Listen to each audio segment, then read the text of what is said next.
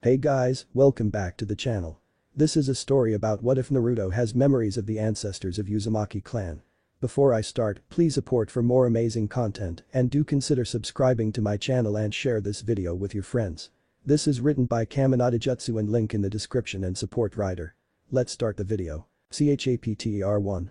Revelations and New Nindo. Maybe next time Naruto, Haruka Umino said as he sat beside his 8-year-old student Naruto Uzumaki, who was staring down at the bowl of miso ramen that was in front of him with a sad and dejected look on his face after the disappointing day the young boy had. Naruto Uzumaki is a young boy at the height of 4'4" who had spiky golden blonde hair with sapphire-like blue eyes.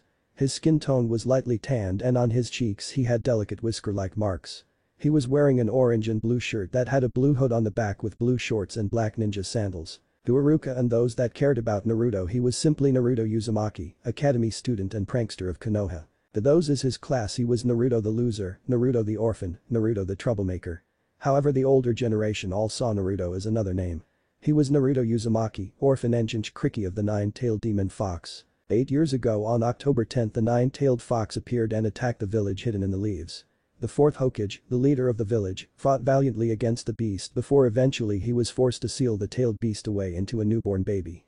That baby was none other than Naruto Uzumaki, who was only a few hours old when it happened. Naruto was left an orphan and with a giant burden to carry for the rest of his life. He was asked to be seen as a hero, and yet it never happened. The village stayed away from Naruto and made him an outcast. He would get glares from the villagers on a daily basis, and parents would even stop their children from playing with Naruto since they thought the fox would try to harm their children. Some of the market stores would not let him in, while others raised the prices greatly.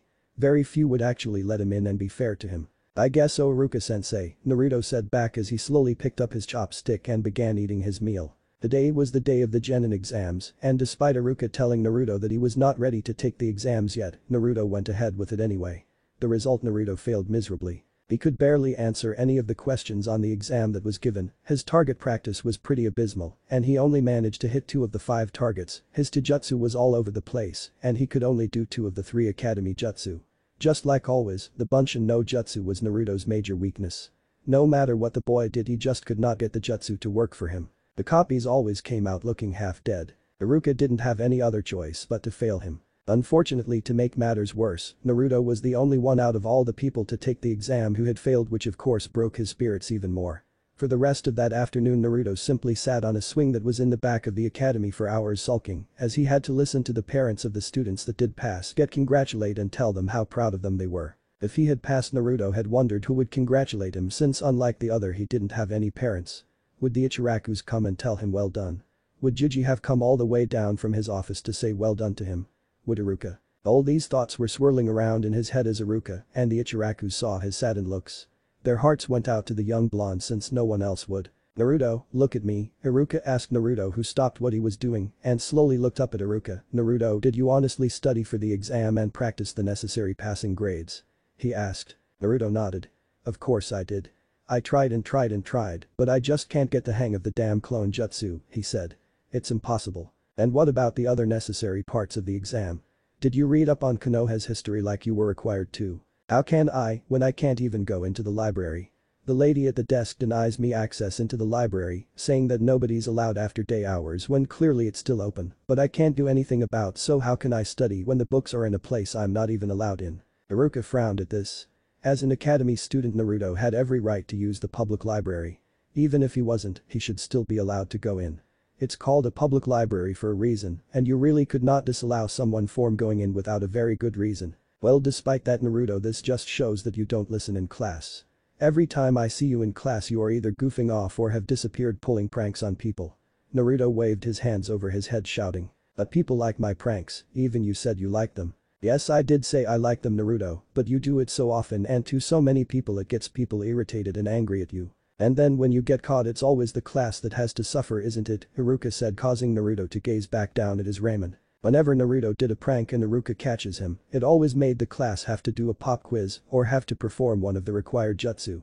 He acted like he didn't care about the thing the other students would say to him and would talk back to them, but secretly it did. He just hated people not caring about him and always glaring at him. He just wanted some attention for once, and he didn't care whether it was good or bad attention. "Naruto, are you serious with wanting to be a shinobi?" Haruka asked, getting a surprised look from Naruto. Of course Iruka-sensei, I have to be a shinobi if I want to be the Hokage. To be the greatest of all the Hokages, that is my dream. You realize that becoming Hokage will not be easy, Naruto. If you want to be Hokage you have to work your butt off.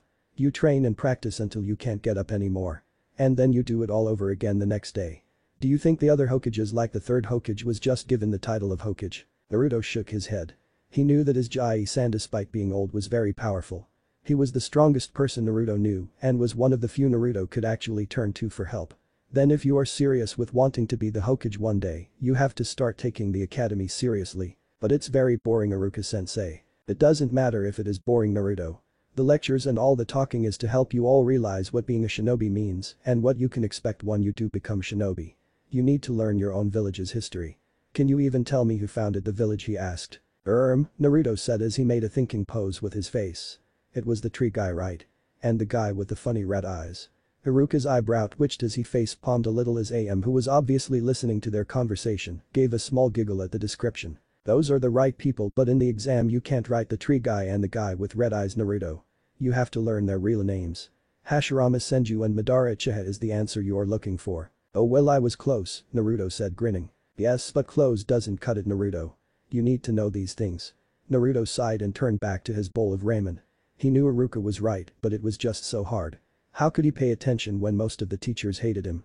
It was only Iruka that actually wanted to help Naruto and help him succeed. Most of the time it really did feel like it was Naruto versus the whole world. Naruto, AM said, pitching in as Naruto turned his attention to her as Iruka took a few bites from his bowl of ramen. Iruka is not telling you this to make fun of you or to make you sad. He is telling you this because he wants to help you succeed, right? She said, getting a nod from Iruka. He wants you to succeed just like I and Toussaint want you to succeed. But if you don't put all your effort into it and give it 100%, then you're not only letting yourself down, but also those who are helping too. Really?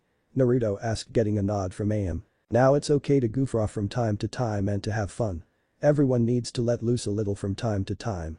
But if you are as serious as you say about wanting to become Hokage, then you need to start pulling your act together. You need to start paying attention in class, you need to do the work that is given to you, and you need to follow Iruka's instructions, she said, speaking in a very big sister-like tone. Naruto was silent as AM gently ruffled his hair, getting a small smile from the boy as AM went back to ramen making. So Naruto, will you continue the academy next year? Iruka asked since the academy year was over for the next 4 months as Naruto. You know, a lot of the heirs from the clans around Konoha will be coming next year. They will be your age, so you will probably find yourself in their class with me. Naruto just listened. The Hokage had told that one could either start the academy at 6 or at 8, and Naruto, being impatient, went as soon as he turned 6. However, he now realized that through all the time that he should have been working and paying attention to Iruka's lectures, instead he was goofing off. The clans, Naruto thought about what Iruka had just said. He knew that there were different clans around the village. The only ones really knew about was the Hyuga clan and the Uchiha clan, because he remembered that they were the clans with the really weird eyes. He also knew that those from clans always graduated from the academy since they were trained at a much earlier age and at least knew the concept of shinobi skills. Plus the clans all had their own jutsu or techniques that only they could do. But Naruto was an orphan. No family to teach about how to be a shinobi. No clan to fall back on and be looked after and treated like royalty. No special techniques. To everyone else, Naruto was just another no-named orphan trying to make it as a shinobi. Naruto, you in there? Iruka said, bringing Naruto out of his thoughts as the older man was waving a hand in front of him. You alright there, Naruto? You zoned out there for a few minutes. Oh sorry sensei, my mind was elsewhere, he said, scratching the back of his head. What did you say before? I asked whether you will be joining us again next year at the academy, since there are a lot of the heirs from Konoha's clans will be joining. Naruto thought for a second before he answered, I want to, but I don't know whether I should. I might just embarrass myself again, he said, getting a frown make its way to Iruka's face. It was not often you saw Naruto Uzumaki in a somber kind of mood. I really want to be a shinobi, but I just don't know where to begin, and with the heirs of Konoha's clans being in it, I know it's going to be tough. Iruka mentally sighed. He knew that with so many children coming in from shinobi families, it would be tough for Naruto to stay on the same level with them. You shouldn't give up just because of some competition, Naruto, Teuchi said as he too was listening in to Naruto's conversation. It was not often he saw his favorite customer act so down and glum.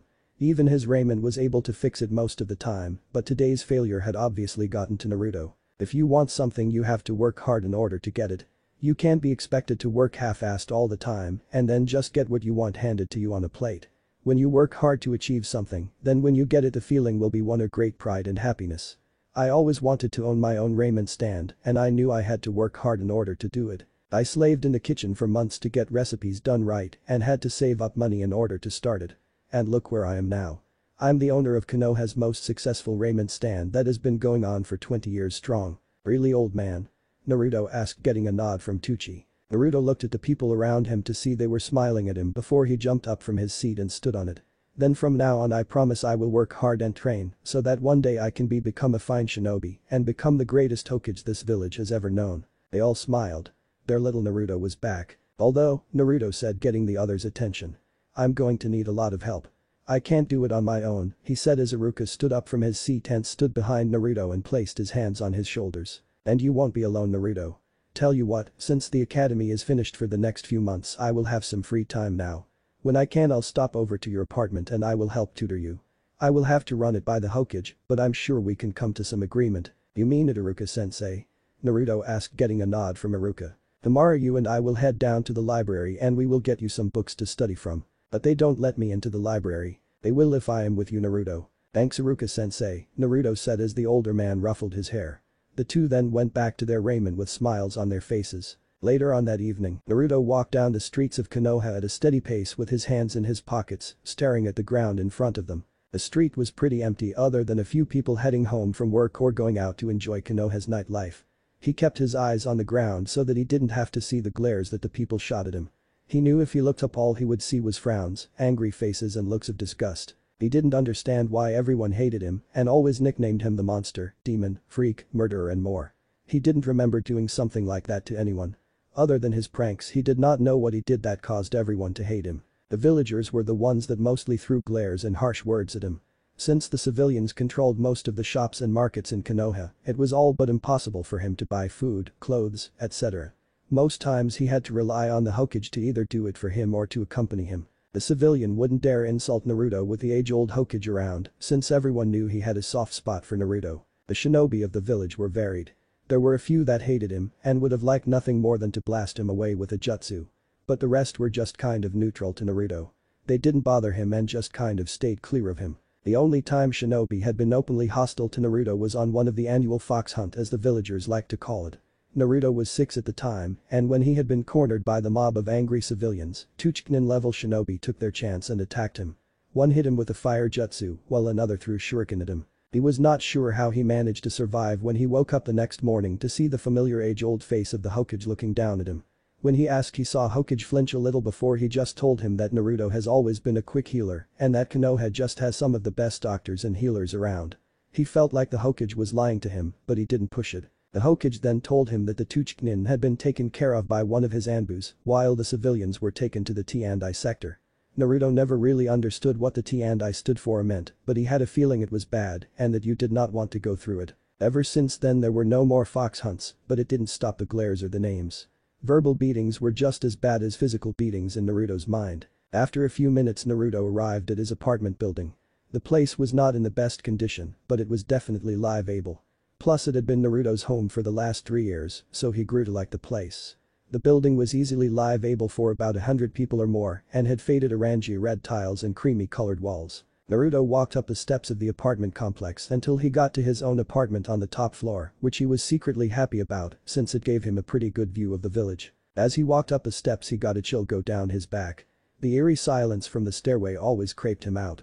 Someone had once joked that a ghost roamed that stairwell. And if there was anything Naruto hated more than anything else, it was ghosts, not caring whether they were fictional or not. Soon enough he arrived at his apartment, which was right at the end of the hallway. Putting in his key, he turned it until he heard the click before opening the door, walking in and closing it behind him. His apartment was a pretty normal one-bedroom apartment.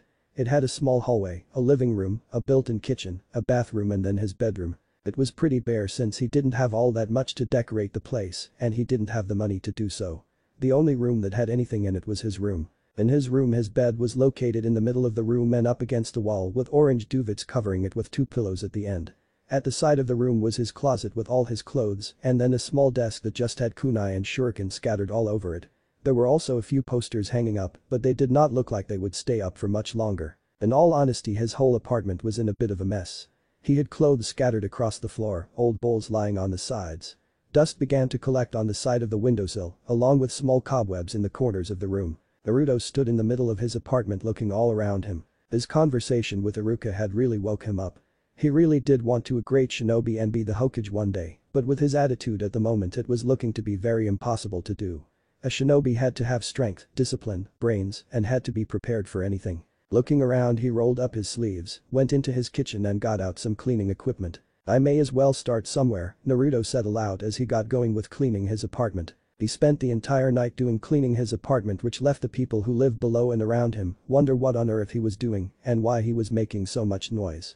Eventually he fell exhaustedly on his bed, never realizing how tiresome cleaning an apartment could be, especially on an 8-year-old. He put his head on his pillow and quickly fell to sleep, not bothering to change out of his clothes or take a shower. Next morning, Naruto woke up with a start as heard someone knocking at his apartment door. He looked over at his clock to see it read 10 a.m. Sitting up and stretching, Naruto stood up from his bed, still wearing the same clothes from yesterday, as he walked out of his room and made his way to the front door. Opening it, he saw Iruka standing there looking at him expectantly and was looking him over. "Naruto, why are you still in the same clothes from last night?" he asked. "Sorry Iruka-sensei, I was up cleaning all night," he said as he stifled a yawn and led Iruka inside. When he got into the living room, Iruka was pleasantly surprised when he saw that Naruto's entire apartment was pretty much spotless. He could even still smell the bleach that Naruto had used. He saw a basket full of folded clothes that looked brand spanking new and was undoubtedly washed last night. Clean dishes on the dish rack. Even the high ceiling corners were clean and cobweb free. Iruka whistled in amazement. "Pretty good work, Naruto." "What brought this on?" he said, getting a small shrug for Naruto, who was still half asleep. "Just thought if I'm going to be a great shinobi, I should have everything tidy and orderly. I'll be out in 15 minutes. I just need a quick shower," he said as he disappeared into the bathroom. 20 minutes later, Iruka and Naruto left Naruto's apartment and made their way towards the public library. Iruka had made sure to check in with the Hokage that it was okay to help Naruto a bit since the academy was over for the semester. Sarutobi just waved it off, telling Iruka that it was okay, and if Naruto needed a little added extra help, then he didn't see the harm in it. Since Iruka had told him how sad and disappointed Naruto was over failing the Genin exam, Sarutobi had sympathized for the boy since he knew how hard he had it, despite his and a few others' best efforts. He also patted Iruka on the back for giving Naruto a good lecture and speech and was happy to hear that Naruto was going to take his shinobi, it training a lot more seriously now. So to make sure that Naruto could go into the library, he made sure to write a small letter to the head of the library to make sure she knew full well Naruto was allowed to be there just as much as everyone else. He gave the letter to Iruka in case he needed while taking Naruto. As the duo walked down the streets of Konoha, Naruto could feel the glares people were aiming at him and was avoiding their eyes. He moved a little closer to Iruka and felt a wave of comfort surge through him when he felt Iruka place his hand on Naruto's shoulder, signaling that Iruka would make sure nothing would happen to him. Naruto's head looked up a little to the side and saw the scowls and frowns that etched onto everyone's face. Though he did notice that the kids his age looked more confused. Like they were not sure why they should be glaring but were just copying their parents. It was not long before they arrived at the Konoha library. The building was a 3-story high building with different levels for the different type of books they had. Naruto had only been in a few times, but during those times it was because he managed to sneak in. Though it always ended with him being thrown out. They walked inside and made their way past the checkout desk where the head librarian was stationed. She was a middle-aged woman with dark brown hair and brown eyes. She wore simple civilian clothes but had a small badge on the left side of her top, signaling that she worked at the library. Her gaze glanced over towards Naruto and Iruka and she scowled when she saw Naruto. She stood up from her seat and pointed at him. "I have told you before, boy, that you are not allowed to be in here. Get out this instant," she said as Iruka stood in front of Naruto and looked her square in the face. "He has every right to be in here just as much as I do," Iruka said. "No, I will not allow that." She stopped when she saw Iruka throw his hand over her mouth. "Unless you want to break the law and lose your life, I suggest you do not call him that," Iruka said, making her think twice before she said anything. Iruka then dug his hands into his pocket and gave her the letter from the Hokage. She read it over and scowled a little, but she knew it was real since it had the Hokage's seal at the bottom along with his signature. She cast her gaze back at Naruto and gave him a small glare. "I will be keeping a very close eye on you, boy," she said before she gave the letter back to Iruka. Iruka simply nodded before he motioned for Naruto to follow him. Naruto walked past, doing his best to ignore the glare the woman sent him before he fell into line next to Iruka and followed him. As they walked, Naruto could not help but be amazed at all the books that were there. He might not have been a great fan of reading, but when something interested him he was more than happy to read about it. There were signs of the different genres on the side of the bookcases ranging from romance, dramas, mysteries, etc. However, they kept walking and went up one flight of stairs before Iruka stopped them at one of the large bookcases. Naruto read the sign and saw it said Shinobi Archives. "Okay Naruto," Iruka started. "Everything that you need to know to help you become a capable shinobi is down this aisle. The range from chakra control, the history of this and other villages, different weapons, different strategies, all kind really. You will be amazed at the things that you can learn from these books." Iruka walked over to the bookshelves and began scanning the books for a few minutes. During that time he took out 2 books and handed them to Naruto. "Okay, these are the 2 we will have you start off on," he said as Naruto looked at the 2 books he had been given. The books were Chakra Basics and History of Konoha. "We will start with these 2. The first will help you with your chakra control and will have a few exercises for you to do in order to get better control of your chakra and to increase your chakra reserves," he said as Naruto just nodded along taking in what he was saying. "The other will teach you all you need to know about the history of our village. This information will help with future tests," he said giving Naruto a wink which made the boy smile. "It should have some details about the previous wars, how Konoha was founded, our village's allies and all sorts. It will help. Come on, let's go take a seat and look them over." Naruto nodded and the 2 went over to the nearest table. They opened Chakra Basics and Naruto slowly read while Iruka helped him along. Chakra is the mixture between spiritual energy and the body's physical energy. It is essential to every jutsu technique that has and ever will be created. Once molded, it can be channeled through the chakra circulatory system, which is to chakra as the regular circulatory system is to blood, to any of the 361 chakra points in the body. Through various methods, the most common of which is hand seals. Hand seals perform many ninjutsu, jinjutsu, and other secret arts other than taijutsu. The exact amount of chakra necessary to perform a simple technique is manipulated through hand seals. This will vary between the simplest of jutsus to the most dynamic and most powerful. The hand seals are bird, boar, dog, dragon, ox, tiger, serpent, rat, horse, monkey, hare and ram. Naruto took it all in as his eyes scanned the pages. "The hand seals are most important, Naruto. When you go home later today I want you to practice and memorize each hand seal. Trust me when I see knowing your hand seals off by heart will be greatly appreciated later on." "Okay Iruka-sensei. Could you show me them?" he asked with Iruka nodding. So Iruka went through the hand seals despite them being in the book already.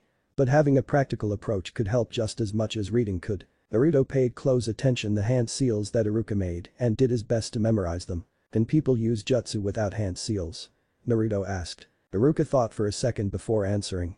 "Well, sometimes there are some techniques that can be used without hand signs, but to do that, the shinobi would have to have mastered that jutsu to such a level that he or she has complete mastery over it." Iruka stayed with Naruto for another hour before he had to go and fulfill some of his shinobi duties.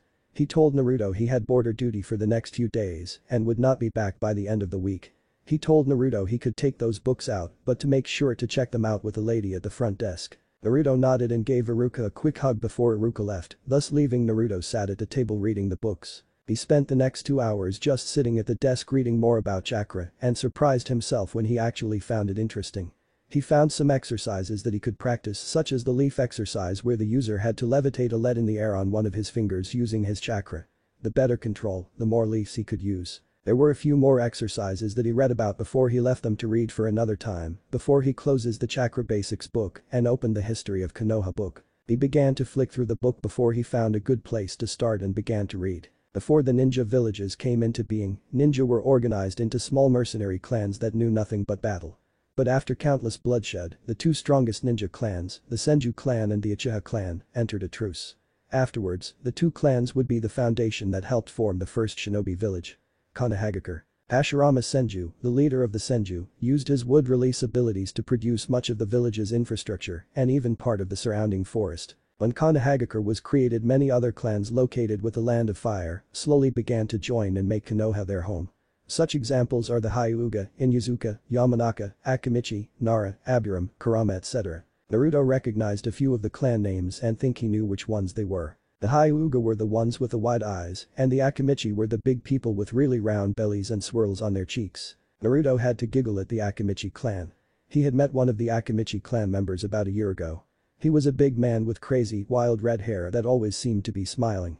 The few times that Naruto had seen him, the man were actually pretty nice to Naruto and he did not show any hate or disdain towards him. Naruto smiled at the memory before he continued to read.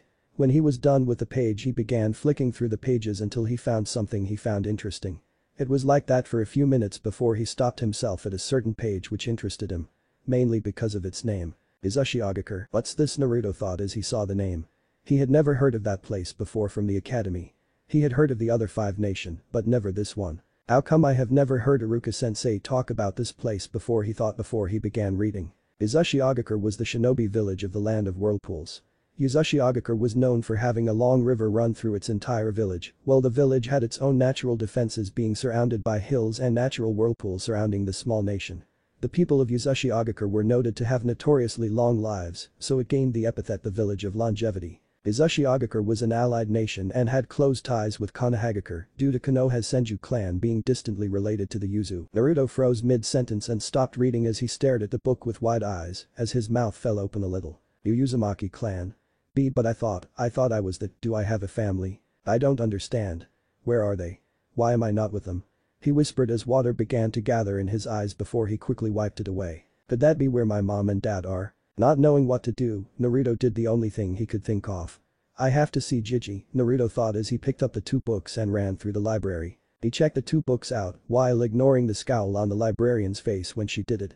As soon as she was done, he took off with the books in hand, ignoring the looks people were giving him, and ran straight to the Hokage Tower. Hokage Tower. Hiruzen Sarutobi sighed as he finished one pile of paperwork before he started on another batch.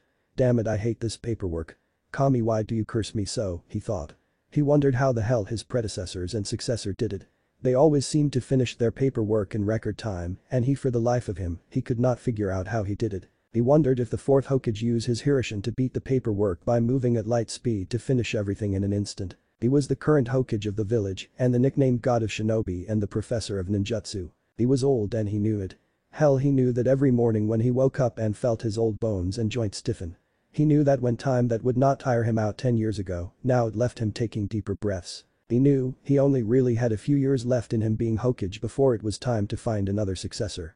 He just hoped the next one would not have their life end so tragically, just like the 4th Hokages did. While there were a few people he could consider taking over, a certain white-hair perverted Sannin and one mask-wearing Jonin coming to mind, and he knew they were not quite suited for the role of Hokage. Wait, you can't go in there, Sarutobi heard as he looked up from his desk at the sound of hearing his receptionist shouting. When his eyes left the paperwork on his desk, he saw one Naruto Uzumaki standing in front of him panting while holding a book in his hands. Dai-san, look, Naruto said, putting the book on the desk and opened it up to the page he was looking at before. Naruto, I'm very busy. You can't just. But Naruto pointed to the title of the page that made the 3rd Hokage sigh sadly. Izushiogakure. I thought I would have had a few more years until Naruto would ask this, he thought as he put down his pen and lifted the young boy onto his lap. All Anbu, please leave, he said as he heard the faint sound of shushin sound out behind the walls and in the ceilings. Look Jiji, look at this, Naruto said happily as he pointed to a certain point in the text. It says Uzumaki clan. I have a clan, Jiji. Isn't that great? Yes, that is great, Naruto, he said a little sadly, but wore a small smile on his face anyway.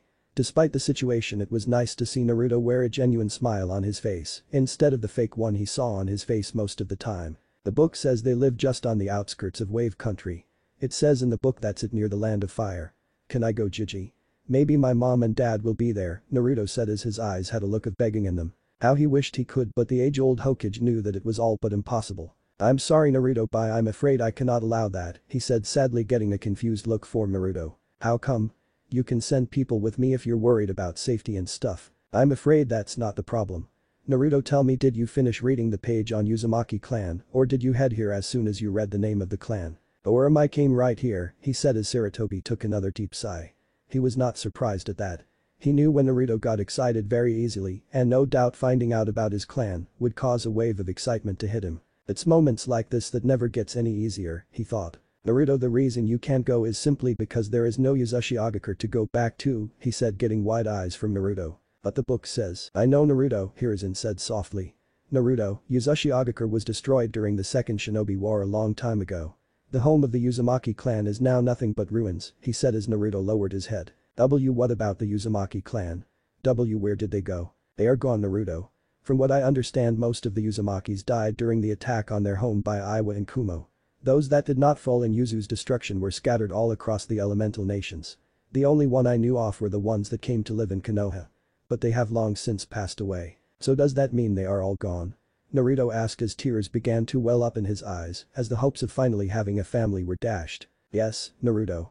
As far as I am aware, you are the last of the Uzumaki clan. Naruto didn't have to say anything as he dug his head into Hiruzen's chest and cried softly as the Hokage gently rubbed his back in comfort and brought him in for a comforting hug. "It's okay Naruto, it's okay," the Hokage reassured as Naruto continued to sob. "They're all gone," Naruto thought.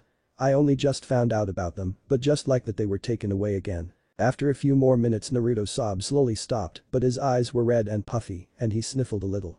The Hokage gave him a tissue to blow his nose with. "So was my mom or dad in Uzumaki then?" Naruto asked Sarutobi as the old man nodded. "Your mother was in Uzumaki. One of the few I have ever met and along with being one of the strongest people I ever knew." "What was her name?" Naruto asked wanting to finally know the name of his mom. "I'm sorry Naruto, but I cannot tell you.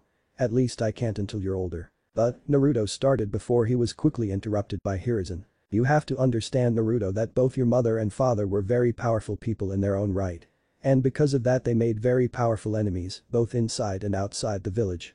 If word to their enemies got out that they had a son, then you would no doubt have to suffer long-term assassination attempts. So they were really badass then and really strong shinobi." Hiruzen chuckled. "Yes Naruto they were badass. Very badass and very strong shinobi." "Cool," Naruto thought. Despite not knowing their names or what they looked like, he at least now knew that they were both shinobi, they were both strong, and his mother was in Uzumaki. "So how do you feel about this?" Hiruzen asked and Naruto thought about it. "I'm sad that they're gone but at least I know that I had a clan and they were strong right?" he asked getting a nod from Hiruzen. "They were very strong Naruto. But what they were strongest at was Kenjutsu and Fuinjutsu. In those two areas they were unbeatable. Very few people could match them." "Well then I'm going to make them all proud," Naruto proclaimed as jumped out of the Hokage's lap. "I'm going to be Hokage one day Jiji, but that's not all. Now I have a second dream that I will accomplish." "Oh and what's that then Naruto?" Hiruzen asked thought he had a good guess at what it was going to be. Naruto grinned brightly before lifting his arms in the air and shout to bring back the Uzumaki clan and show the world the Uzumakis are still here. Grass country. Walking along a deserted hallway barely lit up by some small torches two on the side of the walls, a tall man with long wild white hair tied in a ponytail at the back and had black eyes with red lines running down his cheeks. He was wearing a green short shirt kimono and matching pants, under which he wore mesh armor that showed out of the sleeves and legs of his outfit. His outfit was completed with hand guards, a simple black belt. On his feet he wore wooden sandals with a red haori over the green shirt. On his head was forehead protector with a kanji for oil. This man was none other than Konoha's Toad Sage Jiraiya of the Sannin. As he walked down the dark corridors he looked to each side to see cages and prison cells all containing people in them. However by the looks of them all they looked like they had been dead for a few days. "Orochimaru," he growled out looking at the bodies. "What kind of monster have you become?" Jiraiya of course was referring to his once friend, rival and comrade Orochimaru of the Sannin. The man that went from being one of Konoha's most prized shinobi into one of the world's leading S-class criminals. For the last 10 years Jiraiya and pursued Orochimaru and attempted to stop him at every turn, but Orochimaru was a snake for a reason. He kept finding ways around Jiraiya and kept giving him the slip.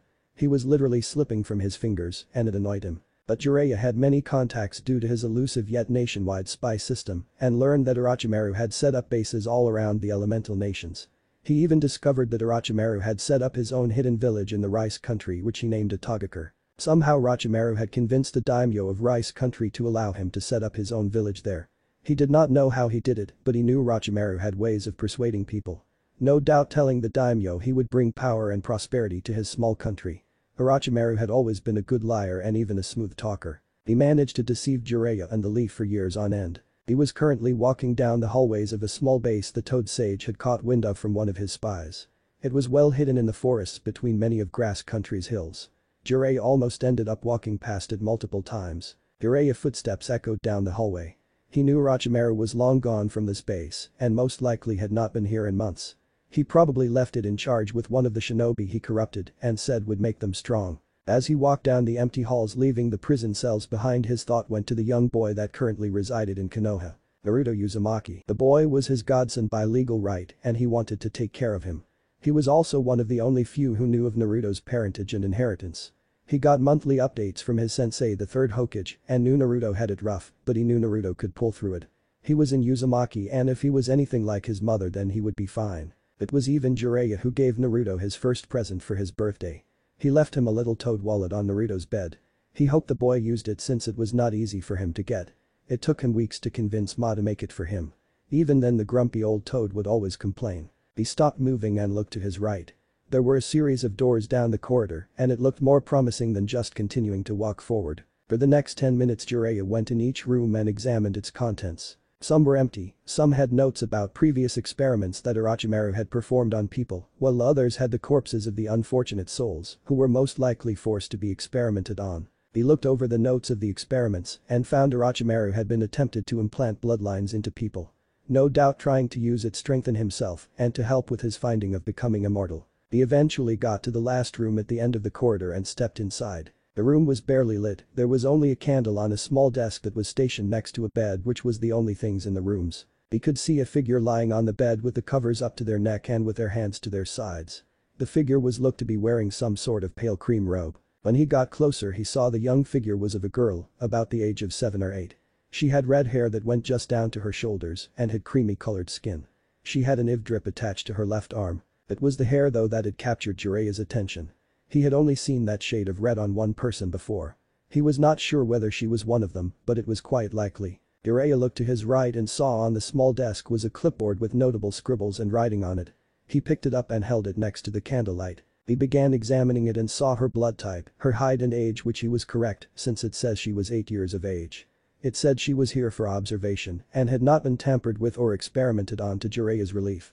However, when he got to the name his eyes went wide and almost made him drop the clipboard. "I never thought I would find this," Jiraiya muttered as he looked at the girl before looking back at her name. Mainly her last name, Uzumaki. And Chapter 2.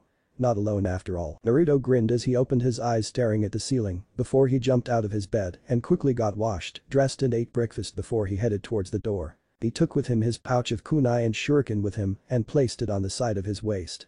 The equipment might not have been in the best condition and was a little old, but it worked just like it was supposed to. Once he was out of his apartment he locked his apartment door before he broke into a run as he headed out for his day's training just like he'd done the past few days. He ignored the stares and glares he got from the villagers and simply focused on his day of training ahead of him.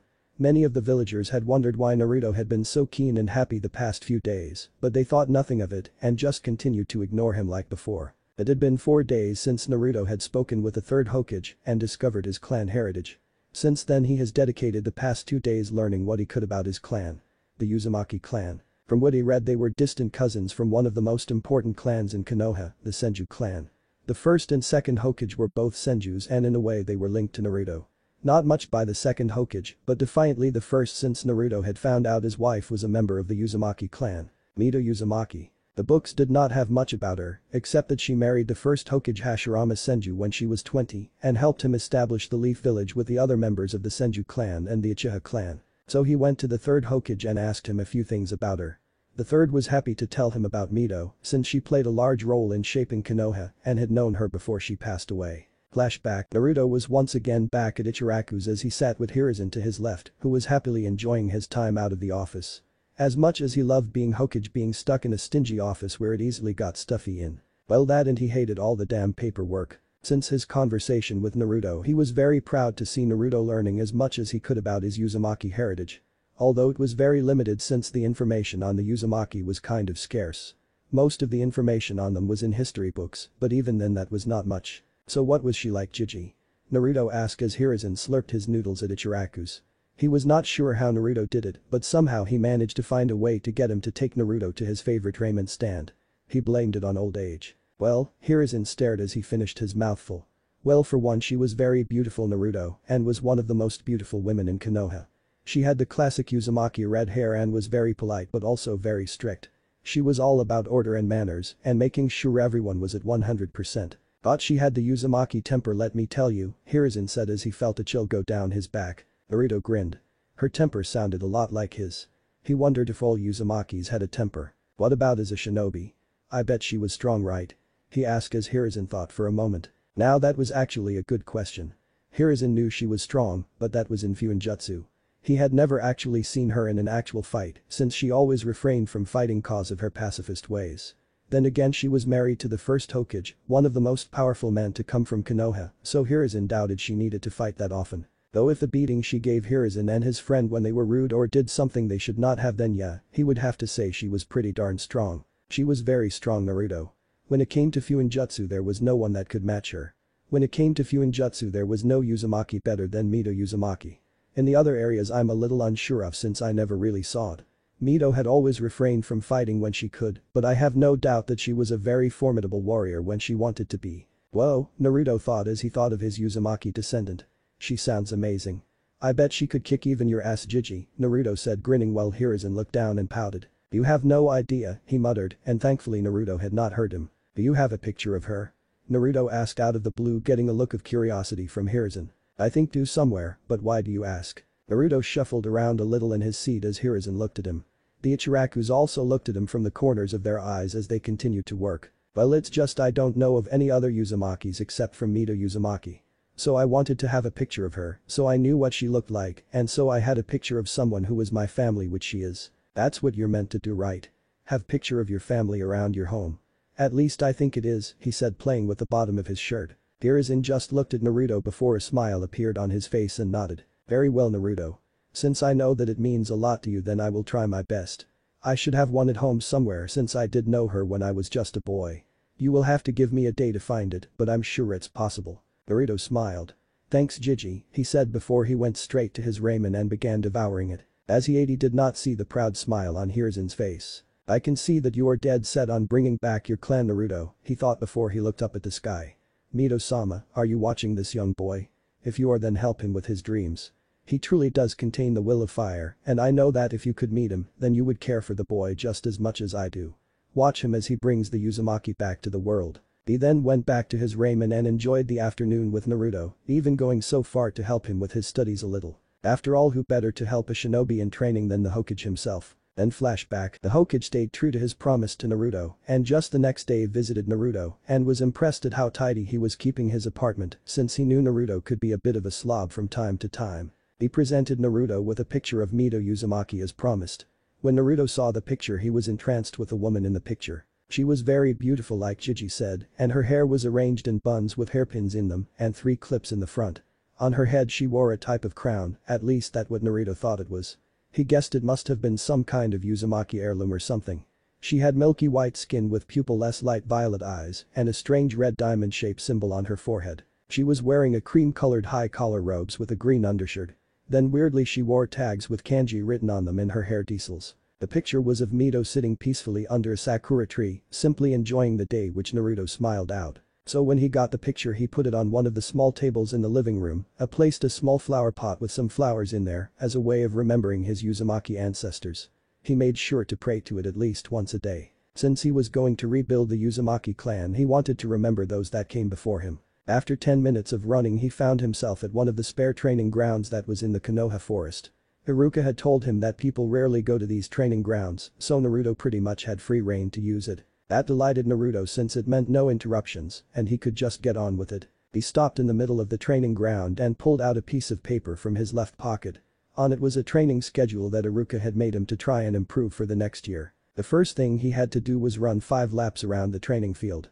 Then he would move on to 50 push-ups, 50 squats and 50 jumping jacks. Once that was complete, he was to practice his chakra control by performing the leaf exercise and train to balance the leaves with just his chakra.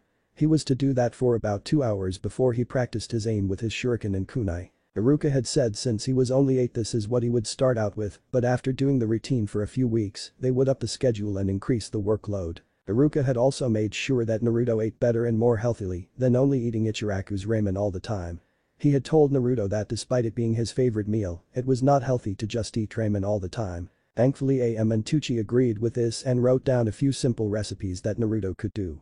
While they had done that, Iruka had gone out grocery shopping for Naruto since he was aware that the shop owners overpriced Naruto big time and cheated him out of most of the allowance the Hokage would give him. So every Monday Naruto would return home to find fresh groceries in the fridge as well as a few more simple recipes the Ichirakus would give him since he was their favorite customer. Naruto did a few stretches before he took off and did his laps around the training field, grinning all the while knowing that the more he worked and the more he trained, eventually it would all pay off and give him the rewards that he wanted. Hokage office. Hiruzen Sarutobi sat at his desk with his hands entwined together as he looked at his student Jiraiya in front of him. His former student just returned after months of being away and using his spies to keep track of his fallen student Orochimaru.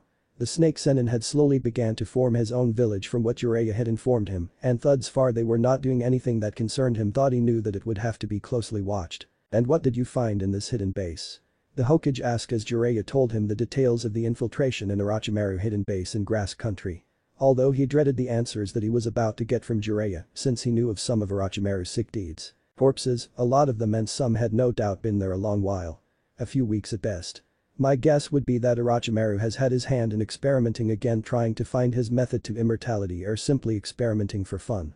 Kami knows what goes through his head these days, and may he grant mercy to those that were victims in his sick goals. Hiruzen sighed and nodded. He wondered that too.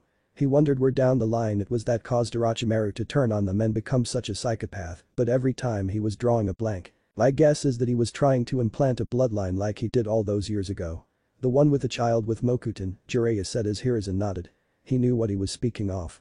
When Orochimaru had taken 50 newborn babies and implanted the cells of the first Hokage into them all in hopes that they would all develop Mokuton. Of the 50 newborns, only one survived, and that one survivor was thankfully rescued by the Hokage and his forces and was now one of their best Chunin in the village.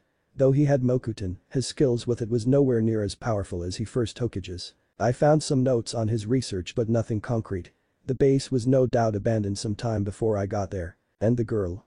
Hiruzen asked, asking about the young red-haired girl Jiraiya had discovered and brought back to the village with him.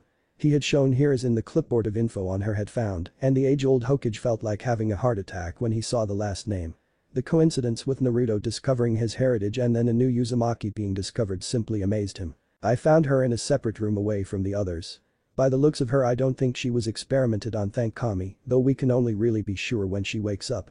I don't even want to think about what idea he has had for her. I was not sure of the name at first, but after seeing the hair I knew it had to be true. I have only seen that shade of red on one person before, so I know she was an Uzumaki. Looks like the leaf now has 2 Uzumakis, Hiruzen mused as he leaned back in his chair. That remind me, how is Naruto? The Gaki must be getting pretty big, Jiraiya said, grinning as the Hokage pulled out his crystal ball. When the image became clear, they saw Naruto practicing with his kunai and shuriken on one of the log posts. His aim needed a bit of improvement, but from what they could see he was doing pretty good for an 8-year-old. The little Gaki is really going at it. He still wants to be Hokage, I'm guessing. Jiraiya said, grinning like a madman. He does, though now he has 2 dreams, and he seems more determined than ever to accomplish both of them. 2 dreams? Jiraiya asked, raising his eyebrows. What's the other one? Become Hokage is the one I am aware of, but what is the other one? Hiruzen grinned at him. To bring back the Uzumaki clan, he said, causing Jiraiya to unconsciously take a step back. He knows his heritage? Jiraiya asked, surprised at the revelation, but became confused when he saw Hiruzen shake his head. He knows part of it, he said, and saw the look on Jiraiya's face for him to elaborate. A few days ago Naruto unintentionally came across Uzushi Agakure in one of the ancient history books at the Konoha library. When he saw the part about the Uzumaki clan, he rushed over to me and asked whether he could go see them, since he finally found out he had a family. Hiruzen noticed the sad, downcast look appear on Jiraiya's face. He knew that having to tell Naruto they were all dead and that he was essentially the last would be tough to tell. After I explained, he has now become determined to bring back the Uzumaki clan, as well as become Hokage. Since the day I told him that, all he has done is study and train. Jiraiya nodded before he asked the big question. Does he know about his parents? No. Although it did come up and I did tell him that his mother was the Uzumaki of the 2, I told him the reason why he could not know just yet. At least now, until he became Chunin. He was a little sore about it at first, but he accepted it. Jiraiya agreed. As painful and cruel as it was to keep the knowledge of a child's parents from him, he knew it had to be done so that Naruto could be protected until the time to reveal his parentage became possible. Both knew that sometimes you had to be cruel in order to be kind. The kid may look like his father, but he has his mother's personality. Though I would not be too sure. Though there is definitely plenty of his mother in him, he has his father in him too. Naruto can surprise you. He is smarter than he lets on, and if people could just look past the fox and the energetic prankster, they would see that since he began training every day, he has just been soaking in the information like a sponge. I have kept an eye on him with my crystal ball here. He is making good way in his training. Already getting the hang of the leaf exercise to control his chakra better. Jiraiya just nodded as he leaned against the wall. Now came the question Hiruzen was waiting for. Do you want to tell Naruto about the girl, or do you think it is best he doesn't know about her yet? Jiraiya asked as the Hokage contemplated it and had a serious expression on his face. He knew there could be risks, but with this girl being in Uzumaki, Hiruzen knew Naruto could finally have someone to call a friend and someone to call family. Naruto had the will of fire in him, and if this girl came into his life, no doubt he would push himself to become stronger to protect her. In that way Hiruzen knew he was so much like his parents and his past clansmen. The precious people in life come first. We will tell him. This girl is in Uzumaki just like Naruto is, and therefore Naruto has a shot at actually having a member of his family. plus she could be good for him. A good motivator and vice versa, Hiruzen said as Jiraiya nodded. What about the villagers? If she is seen with him, don't you think they might try something since Naruto is not exactly well liked? Hiruzen thought shook his head. They wouldn't dare. They haven't done anything but shun and ignore him. Right now all they really do is glare and whisper. If Naruto can stride forward and ignore them, I'm sure she will too since she is in Uzumaki, and we all know what their tempers are like, he said, making Jiraiya grin. There was nothing in the world that could protect you from the old Uzumaki temper. Jiraiya knew this from first-hand experience when he peeped on Kushina on one occasion when she was all grown up and he got a beating that would have killed him if Minato didn't restrain her and try calming her down before she kept dealing him his punishment. Plus I have a few of my most trusted Anbu watching over him. Since the shinobi of the leaf know the difference between a kunai and the scroll it's sealed into, they don't mind Naruto. They are just wary of him. Hiruzen clarified. Hiruzen called as an Anbu member appeared in front of him. Though her face was hidden behind a mask, the Anbu member in front of them was defiantly female and had long purple hair that stopped midway down her back. Hi Hokage-sama, she said. Please go and collect Naruto Uzumaki from training ground 17 and bring him to the hospital lobby where I shall be waiting for him, he said. The Kunoichi saluted before disappearing via Shunshin. Will you be coming with me? Hiruzen asked Jiraiya, but the Toad Sage shook his head. Not today. I have a few contacts I need to catch up on and some research that needs to be done for my next book, he said while making a perverted giggle as the third Hokage looked at his former student with a sigh of disbelief. Jiraiya really would never change. Jiraiya, the Toad Sennin stopped before turning to his former teacher. You'll have to see Naruto sometime, you can't keep putting off your duties as his godfather forever, Hiruzen said seriously. Jiraiya froze for a moment before he regained his composure. I know, but now's not the time for me to meet him yet. Let him meet his new family member before I even think of seeing him, Jiraiya asked. Hiruzen nodded to Jiraiya, who disappeared out the window before Hiruzen got out of his chair and made his way to the hospital. He knew Jiraiya would have to face Naruto one day, and when he did he'd be in for some anger at not being around like he was supposed to. However, before he opened his door he turned to face the paperwork on his desk while giving it the evil eye. One day I will find a way to beat you, he said to the stack of papers that seemed to mock him, saying no you won't, you'll never beat us. But Naruto panted a little as he took a big breath of air as he looked at the wooden post in front of him that had been littered with kunai and shuriken marks. He was a little rusty with his weapons, but now that he had a proper planning schedule, he could finally begin to practice it more and improve. They were not bad, but there was defiantly room for improvement. Some of the kunais and shuriken had been fairly accurate while some had been off target. Others were way off target. But he knew this was what training and practicing was for. To get better until it becomes second nature. His chakra control, which was abysmal a few days ago, was already beginning to show some signs of improvement.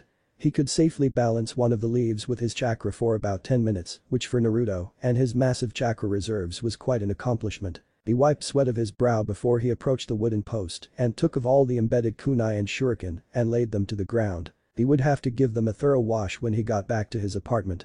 After all, according to Iruka, as long as you look after your weapons and equipment, then they won't fail you. Naruto packed his equipment back into the ninja punched when an Anbu with a cat mask appeared before him. Naruto saw the Anbu and smiled before lunging at her with a hug. "Hat-chan," he said as he hugged the purple-haired Anbu, who let out a low chuckle as she patted his blonde hair. "Hello Naruto," she said as she looked at the area around him and noticed the wooden log that was looking a little worse for wear. "I see you have been training hard." Naruto nodded. "Of course. If I'm going to be Hokage and bring back my clan, then I have to be strong," he said with Kat smiling from behind her mask. She was one of Naruto's favorite Anbus that the Hokage would send to watch over him, and Naruto had quickly made a friendship with her. Though he didn't get to see her very often, he would always be happy when he did. Although he was annoyed that he had not seen her face yet. The same was for Kat. Unlike most of the other shinobi in the village who just avoided Naruto, she was happy to get to know him a little, and she enjoyed the younger blonde's company. It made her feel like she might be ready to be mother someday. She knew that if people could just see past the fox, they would see what a delightful and caring boy Naruto was. "The Hokage has asked that I take you to the hospital. He will meet you there," she said, getting a confused look appear on Naruto's face as he tilted his head a little, making him look very adorable. Kat had to use every force of willpower she had not to glomp him and hug him to death. "How come he wants to see me at the hospital?" Naruto asked. Kat shrugged a little. "I'm not sure, but I'm sure you will find out when you get there." "Oh okay," Naruto said. "Could we make a quick stop at my place so I can put my equipment away?" he asked. "Very well. We will make one detour," she said as she placed her hand on his shoulder before making them disappear in a swirl of leaves. Hospital. Naruto appeared in the lobby of the hospital with Kat, where they were greeted by the Hokage, who thanked Kat before he dismissed her. Nodding her head, she disappeared in a swirl of leaves again. "So what do you need, Gigi?" Naruto asked. Follow me, Naruto.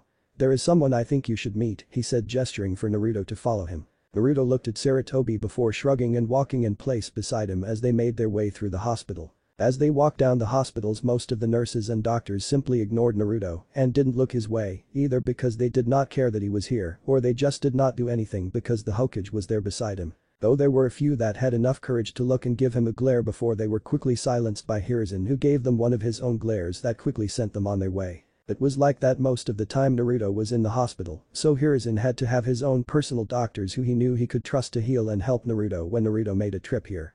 Thankfully, they did not have anything against him and treated him fairly and never tried anything while he was being healed, unlike a few of the nurse and doctors in the past. After a couple of flights of stairs and walking through a few hallways, the pair eventually stopped at room 7 on the 3rd floor. "So what are we doing here, Gigi? I'm not here to get more shots, am I?" Naruto said as he rubbed his left arm and began scanning for escape routes in case that was the reason. He didn't enjoy getting shots last time, and considering he ran away and they had to send the medical ninjas after him, where they used through the injections like kunais to give him to the shot, which was unbelievably painful considering it hit him on the butt. "No, Naruto, no shots. At least not today anyway," Hiruzen said, making Naruto sign in relief. "So are we here to see someone then?" Naruto asked with the Hokage nodding. "Take a seat, Naruto," he said, gesturing the seats beside them. "Now, Naruto, I want you to listen to what I say and do not freak out. Just pay attention and then you may go into that room," Hiruzen warned. Naruto nodded again and listened intently to what Hiruzen was about to say. "A couple of days ago, one of my old students was doing some infiltration work in Grass Country where he stumbled on a base that had been recently abandoned. Inside he found an interesting individual. Someone that is connected to you in a way," he said, getting a confused look across Naruto's face as he clearly didn't follow what he was saying. "When my student went into one of the rooms, he found a young girl asleep. She is your age and has red hair. Naruto, the reason I'm telling you this is because after inspecting her and finding information about her, we have discovered that she is in Uzumaki." Naruto, who was patiently listening to Hiruzen, had his mouth drop open slightly while his eyes widened in surprise and shock. What?" he asked, stuttering a little. "But I thought you said I was the last." "No, Naruto, I said that you were the only we knew about and therefore the only one we thought was alive. Remember, many Uzumaki were scattered all across the lands when Uzu was destroyed.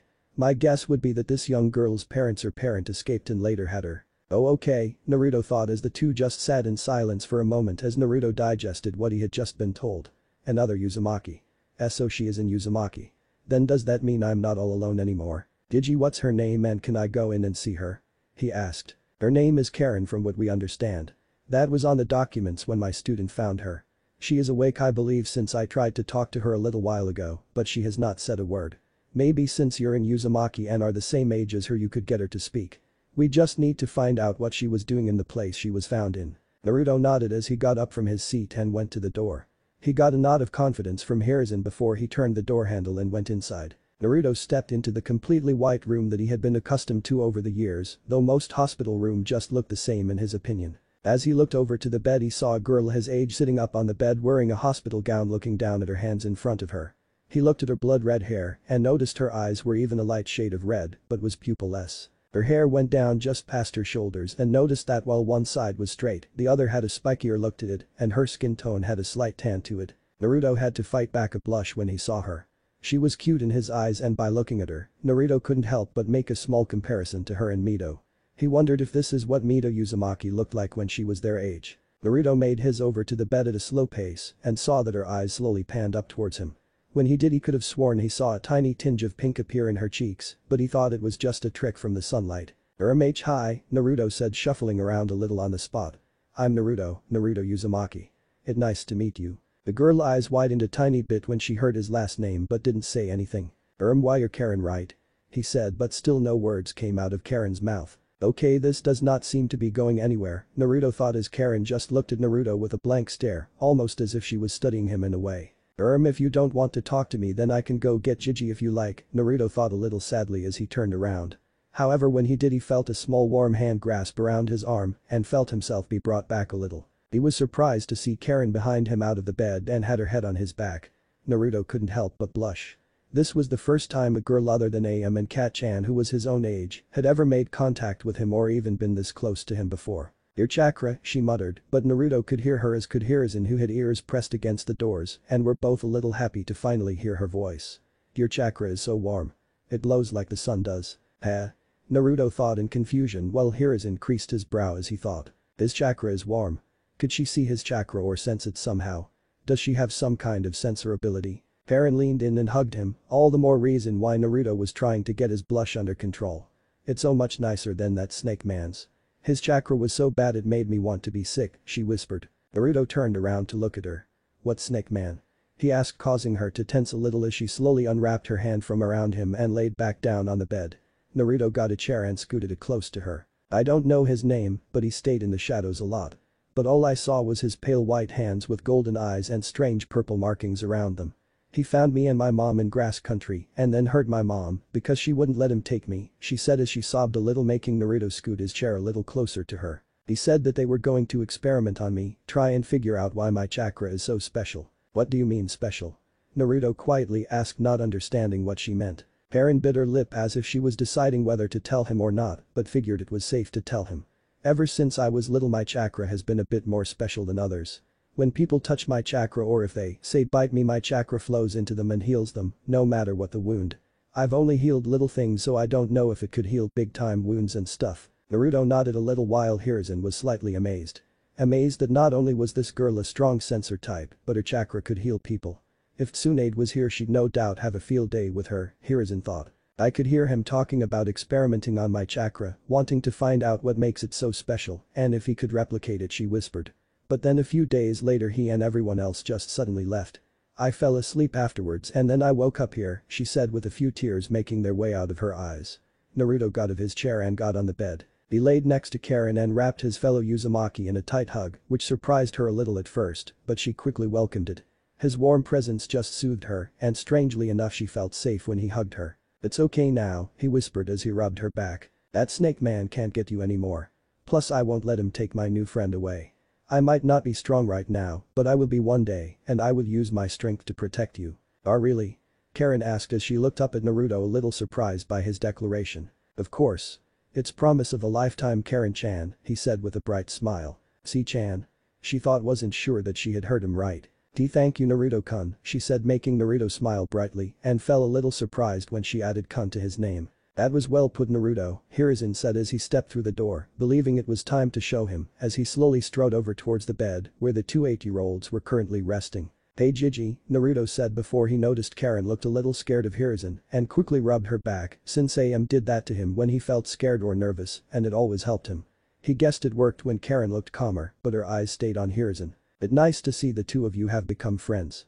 It's always nice to see two youngsters like yourself making new friends and being happy together, Hiruzen said as he sat in the seat Naruto was previously sitting in. My dear, do you think you could tell everything that you just told Naruto? He asked as Karen looked at Naruto, as if asking if this guy could be trusted. Naruto nodded and she took a quick deep breath. She recounted what she had told Naruto to Hiruzen as Naruto squeezed her shoulder in comfort, which she was happy about, and despite only just meeting, Naruto was already quickly becoming someone Karen could turn to. Though Naruto was happy he was comforting his new friend, he did have to keep fighting back a blush when his hand touched her skin. Her skin was very smooth and he had never been so close to a girl his own age before. Hiruzen listened intently to her story and had to frown as she told him how the snake man had killed her mother before taking her away. He just could not fathom why his old student would take an innocent girl's mother away. He had truly fallen into the darkness and knew he would not ever come out of it. When she finished he gently put his hand on top of hers and gave her a kind and grandfatherly smile. First let me say I'm sorry for the loss of your mother, my dear. I know what it is like to lose a loved one. I would like to ask you what you plan on doing now that you are safe. He asked. I don't really know, she whispered. With my mom gone there is nothing there for me back in my old home and my dad died when I was a baby. Hiruzen spoke up as Naruto continued to listen. Well, if you like, my dear, you are welcome to stay in the Leaf Village. I can promise you that you will be safe here, he said, surprising both Naruto and Karen. I can? She asked hesitantly as the Hokage nodded. But where would I live? She asked since she did not like the thought of living on her own. She can stay with me, Naruto blurted out, catching both Hiruzen and Karen a little off guard. Alive with you? Karen asked as Naruto nodded. Could she really live with someone she has only just met? Yes, since I live on my own, I could always use the company. Plus my apartment is big enough for one more person to live in. We would have to share a bedroom, but the room can easily fit another bed in there. Does that sound alright to you, Gigi? Naruto asked as he looked at Hiruzen with hope in his eyes. Well, it would have to be Karen's decision, he said as he looked at Karen. Would you like to live with Naruto, Karen? If not, then we can easily get you an apartment in the village, he said, though he was more or less hoping she would want to stay with Naruto. Karen said as she looked at Naruto. She looked in his eyes and saw nothing but honesty and warmth from them. She knew she could trust him. I would like that, she said, getting a big smile from Naruto, who happily hugged her, while Hiruzen let a small smile appear on his face, happy at the decision she picked. Then I will get the papers for your citizenship in Konoha ready then, he said as he got up, went across the room towards the door. However, there is something else I must ask Karen. He asked, getting both Uzumaki's attention. I must ask you whether you would like to be a shinobi of the Leaf Village. The abilities you said you could would make you a fine shinobi, if that is the route you would like to go down. A shinobi? Karen asked. I'm not sure, Hokage. I have never really thought about it. I can give you some time to think about it.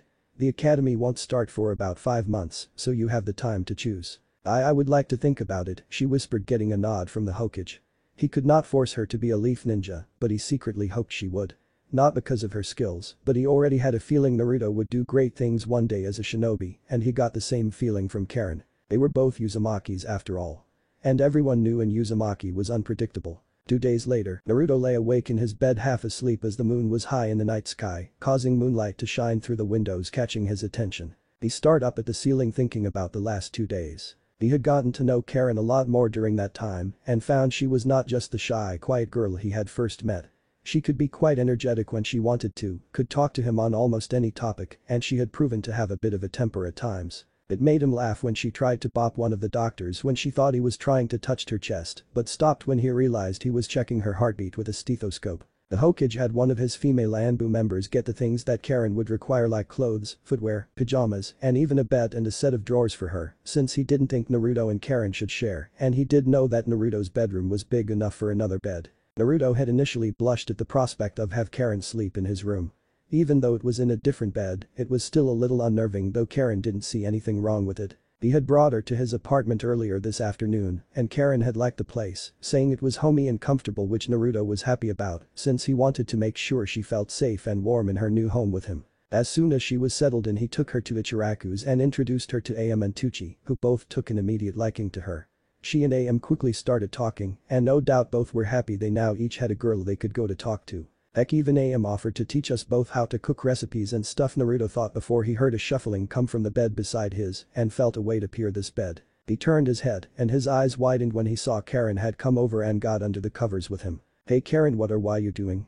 He said as his face resembled Karen's hair. Warm, she said in reference to both his body and chakra as her arms circled around Naruto and she put her head on his shoulder, making him go completely red once again. When he stared down at her, he saw she had fallen asleep immediately and her grips around him had gotten tighter. He tried to wriggle out of it, but it was to no avail. She was like a vice grip that wouldn't let go no matter what. He saw the peaceful expression on her face and merely sighed and closed his eyes. He figured he might as well get used to this kind of situation. Though he knew now that with Karen in his life, he was going to start working even harder so he could protect her. Whoever that snake man was, he would be damned if he let him take her away again. After all, Uzumakis stick together no matter what. Chapter 3. Sasuke, our new friend. 3 months later, on Karen-chan, Naruto called out as he ran along the pathway towards the usual training grounds that he trained at, with Karen right behind him trying to keep up. I'm coming, Naruto-kun, don't rush me, she answered back as Karen chased after him, wearing a cream-colored shirt with a black skirt and black shinobi sandals. She ran after Naruto, who wore a cheeky grin on his face as he looked back at her. 3 months had passed since the day Karen had joined Konoha, and she very quickly adapted to her new home, and she and Naruto had very quickly taken a liking to each other. They very quickly became best friends.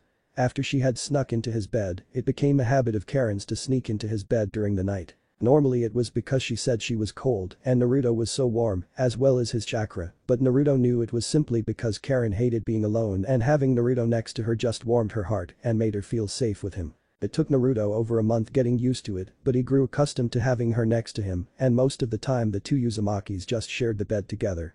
Though Naruto was happy that the village did not hate her for being his friend, as he did not want her to have to go through some of the things he had been through in the past. Though they did ignore Karen when she was with him, he was glad that when it was just her on her own, they treated her normally. It was something the Hokage was thankful for too, since he was worried about how they would treat her being with Naruto, but was happy when they didn't show her any hostility. The Hokage of course had to inform the council of Karen's arrival to the village, and many were excited at the prospect of having another Uzumaki in the village. Though Hiruzen didn't like the interested look the old war hawk Danzo had shown in her and quickly told him not to try anything against either Naruto or Karen. The topic of her special chakra abilities were the talk of the council, since her healing chakra and sensory abilities were much to be desired. They knew that if she were to pursue medical ninjutsu, she could very easily be able to reach Tsunade's level if she focused and pushed herself for it. Two Uzumakis together showed them that the future was looking bright for the village, even though the civilian council despised Naruto and wanted him gone. Naruto too was happy that Karen decided to be a shinobi and would train with him. Her chakra control was a lot better than his though, but when it came to the more physical stuff Naruto was on top. "You ready for today, Karen-chan?" "I'm not going to go easy on you," Naruto said. His taijutsu had improved over the months thanks to the help of some crazy and hyperactive Junin of the village with a weird bowl haircut and who was wearing a green spandex suit. He was only able to help them for the one day, but he just helped fix Naruto and Karen with their taijutsu stances and helped them make their punches and kicks crisper and more powerful. Though he did recommend that eventually they find a taijutsu style that fit them, since the academy style was only good to a certain degree. Naruto and Karen both went to the library to try and research different taijutsu styles, but none of them seemed to fit them. The crazy Jonin had said that Naruto's type of hand-to-hand combat was more like a brawler, getting right up in the opponent's face and laying down the smack down on them. While Karen seemed to range more towards a flexibility type of style, using her legs and high kicks to her advantage and then using her arms for support. She had taken a keen interest in her clan after Naruto had told her everything he knew about the Uzumaki clan, from reading the history books at the library and after seeing Naruto look so determined in reviving the clan she wanted to help. Even though Hiruzen had to wonder if the two would get together since it was not uncommon for two clansmen to marry one another. Many of the clans in Konoha like the Hyuga and Uchiha married people from their clan, and if Naruto and Karen did fall in love, he knew it was not really incest, since they were not siblings or cousins. They were only distantly related from what he could gather. "So what do you want to practice today? Aim, accuracy, chakra control, or sparring?" Naruto asked. Karen tapped her chin. How about we focus on aim and accuracy, along with a bit of chakra control to end the day. I can nearly balance all 5 leaves on the tip of my fingers now, she said, making Naruto grumble a little since he was still struggling with 3 leaves, but he knew he was making progress and his chakra control was better than it was 3 months ago. "Now stop pouting. You will improve." You know what Iruka said. Girls are just better at chakra control than boys are. Plus do not forget you have enough chakra for 3 kg and then some. "You're doing well considering," she said encouragingly. Naruto smiled. I guess that's true, he thought, thankful for Karen being here to cheer him up. The last 3 months really had been better than ever with her round. "Come on, we are nearly there," she said as they both ran towards their usual training ground. They laughed together as they ran nearer to the training grounds where they suddenly slowed down in pace when they heard a voice they did not recognize. "Pain. Gakakyu no Jutsu. Fire style. Fireball Jutsu." Both stopped in surprise when they saw a large torrent of flames engulf a part of the training field. Naruto and Karen had to shield their eyes a little from the heat that was coming from it. "I wonder who is doing that," they both thought as the fire eventually died down. When it was all gone they were surprised to see a boy their age wearing a dark blue shirt with black shorts and black sandals. He had black hair that was spiked up at the back and had black pupilless eyes. They moved closer and saw him panting a little as he tried to catch his breath. They were surprised to see someone their age performing a fire jutsu, since they knew how taxing it would have to have been for someone of their age, and they doubted he had much chakra to use due to their age. Everyone except them thought thanks to their Uzumaki heritage. Hi, Naruto said, walking forward towards the boy, catching him off guard, but settled a little when he saw Naruto and Karen. "Hello," the boy answered back softly before a small awkward silence filled in as they all just stood there not too sure what to say. "That was pretty cool. I didn't know someone our age could do a fire jutsu like that," Naruto said, getting a nod from Karen in agreement. Thanks, it's a rite of passage from my clan that I'm trying to perfect." "Rite of passage?" both Naruto and Karen asked, so the boy explained. "In my clan we excel in Kaiten Jutsu, so the Gakakyu no Jutsu has become a jutsu that everyone in the clan must learn. Those that perfect it will become a true part of the Uchiha clan," he said as he turned around to show them a fan-like red and white fan symbol on the back of his shirt. "You're part of the Uchiha clan, that's the clan with the red eyes, right?" Naruto asked as the boy nodded. "It's called the Sharingan. A bloodline my clan has. My name's Sasuke," the boy identified himself as. "I'm Naruto Uzumaki, it's nice to meet you," Naruto said politely. "I'm Karen Uzumaki." Karen spoke up. "Are you 2 siblings?" Sasuke asked since both had the same surname, but both shook their heads, and it was Karen who answered. "No, we're both Uzumakis, but we are distantly related. We are both orphans." "Oh, sorry to hear that," Sasuke asked, wincing a little, but both shrugged since they had gotten used to it by now. "So what are you here for?" Sasuke asked. It was Karen who answered. "We are actually here to train. We have been coming to this training field for the past few months to practice," she said as she tucked a stand of hair behind her ear, making Naruto blush a little at the motion. "Training? You two want to be shinobi too?" he asked, getting a nod from both. "What kind of training do you do?" he asked. Naruto went into his pocket and showed Sasuke a timetable of what they usually do each day. Since today was Friday, it was the day where they chose what to do instead of having a plan like the other days. Sasuke looked at it a little impressed. If they are here to train, he thought that maybe he could train with them. That way he could test his strength and get stronger since fighting tough opponents helped push shinobi forward. "So what were you going to do today?" he asked, looking at the two. "We were going to practice with our kunai and shuriken and then work on our chakra control. Would you like to train with us?" Karen piped up, getting odd looks from the two boys that stared at each other before they both surged. "Sure. I may as well. I was going to do it at home, but I can do it here too," Sasuke said before they walked together towards the training posts. They each lined up in front of a training post, each with kunai in their hands, before they all threw the kunais towards the posts. They kept it up in rapid succession since they needed to get used to quick kunai firing. Karen smiled as she saw her aim had improved. When she first tried it, the kunai slipped from her hand and flew towards Naruto and into his foot. That was not a fun day for Naruto, and she had to patch him up a few times with her chakra. When it came to her special chakra, she was glad that when Naruto bit her, since it was the only way she knew how to put her chakra into another person, he always bit in the same spot. The last thing she wanted was to be covered head to toe in bite marks. However, thanks to Naruto giving her a hand and from a few tips that Iruka had given them, her accuracy had improved. At least now all the kunai and shuriken hit the post. When she looked over at the two boys, she looked a little surprised before she face smiled. Naruto and Sasuke were going all out at throwing the kunai and shuriken, and every few seconds they would give each other a small glance before smiling and going back at it. As if they were observing each other's work and seeing who did better while trying to see how it was done and how they could improve. Are those two competing or studying each other? She thought to herself. Despite making a new friend, Naruto was also seemingly making it a small competition. Then again, he always did like to give his all and didn't like to fail or lose. This is going to be interesting, she thought, where she decided to just stop and watch the two go at it. "He's not bad," Naruto thought as he threw his weapons towards the post. "He's pretty good," Sasuke thought with just as much vigor. Eventually they ran out of weapons with all of their kunai and shuriken embedded in the posts, making it look like a wooden pin cushion. Both of them looked at their respective posts while counting how many shuriken were embedded into them. "I got 23 kunai on my target post," Naruto said gleefully, seeing he got almost all of them on target. "I also got 23 of my kunai on the post," Sasuke said, surprising each other as they each thought they did better than the other. "I guess you guys will have to call this one a draw," Karen said as she walked forward, seeing they were out of ammo to throw. "Oh no, no way, Karen-chan. A draw isn't accepted in the battlefield, so let's go again to decide the winner. You with me, Sasuke?" Naruto asked his opponent. Sasuke nodded since he'd also like to see who will come out the victor in this training. So that's how it went for the next few hours. Naruto and Sasuke continued to try and outdo each other, which by the end of the day was beginning to get on Karen's nerves. They just kept training and training, which was kind of surprising since from what Karen saw of Sasuke, he looked to be a sweet and gentle boy, but Naruto seemed to have brought out some fighting spirit from inside him, which seemed to be what had him trying to keep going, despite the fact he was looking a little weary. While Naruto had managed to beat Sasuke when it came to kunai and shuriken accuracy, Sasuke had managed to beat Naruto when it came to the chakra control exercises.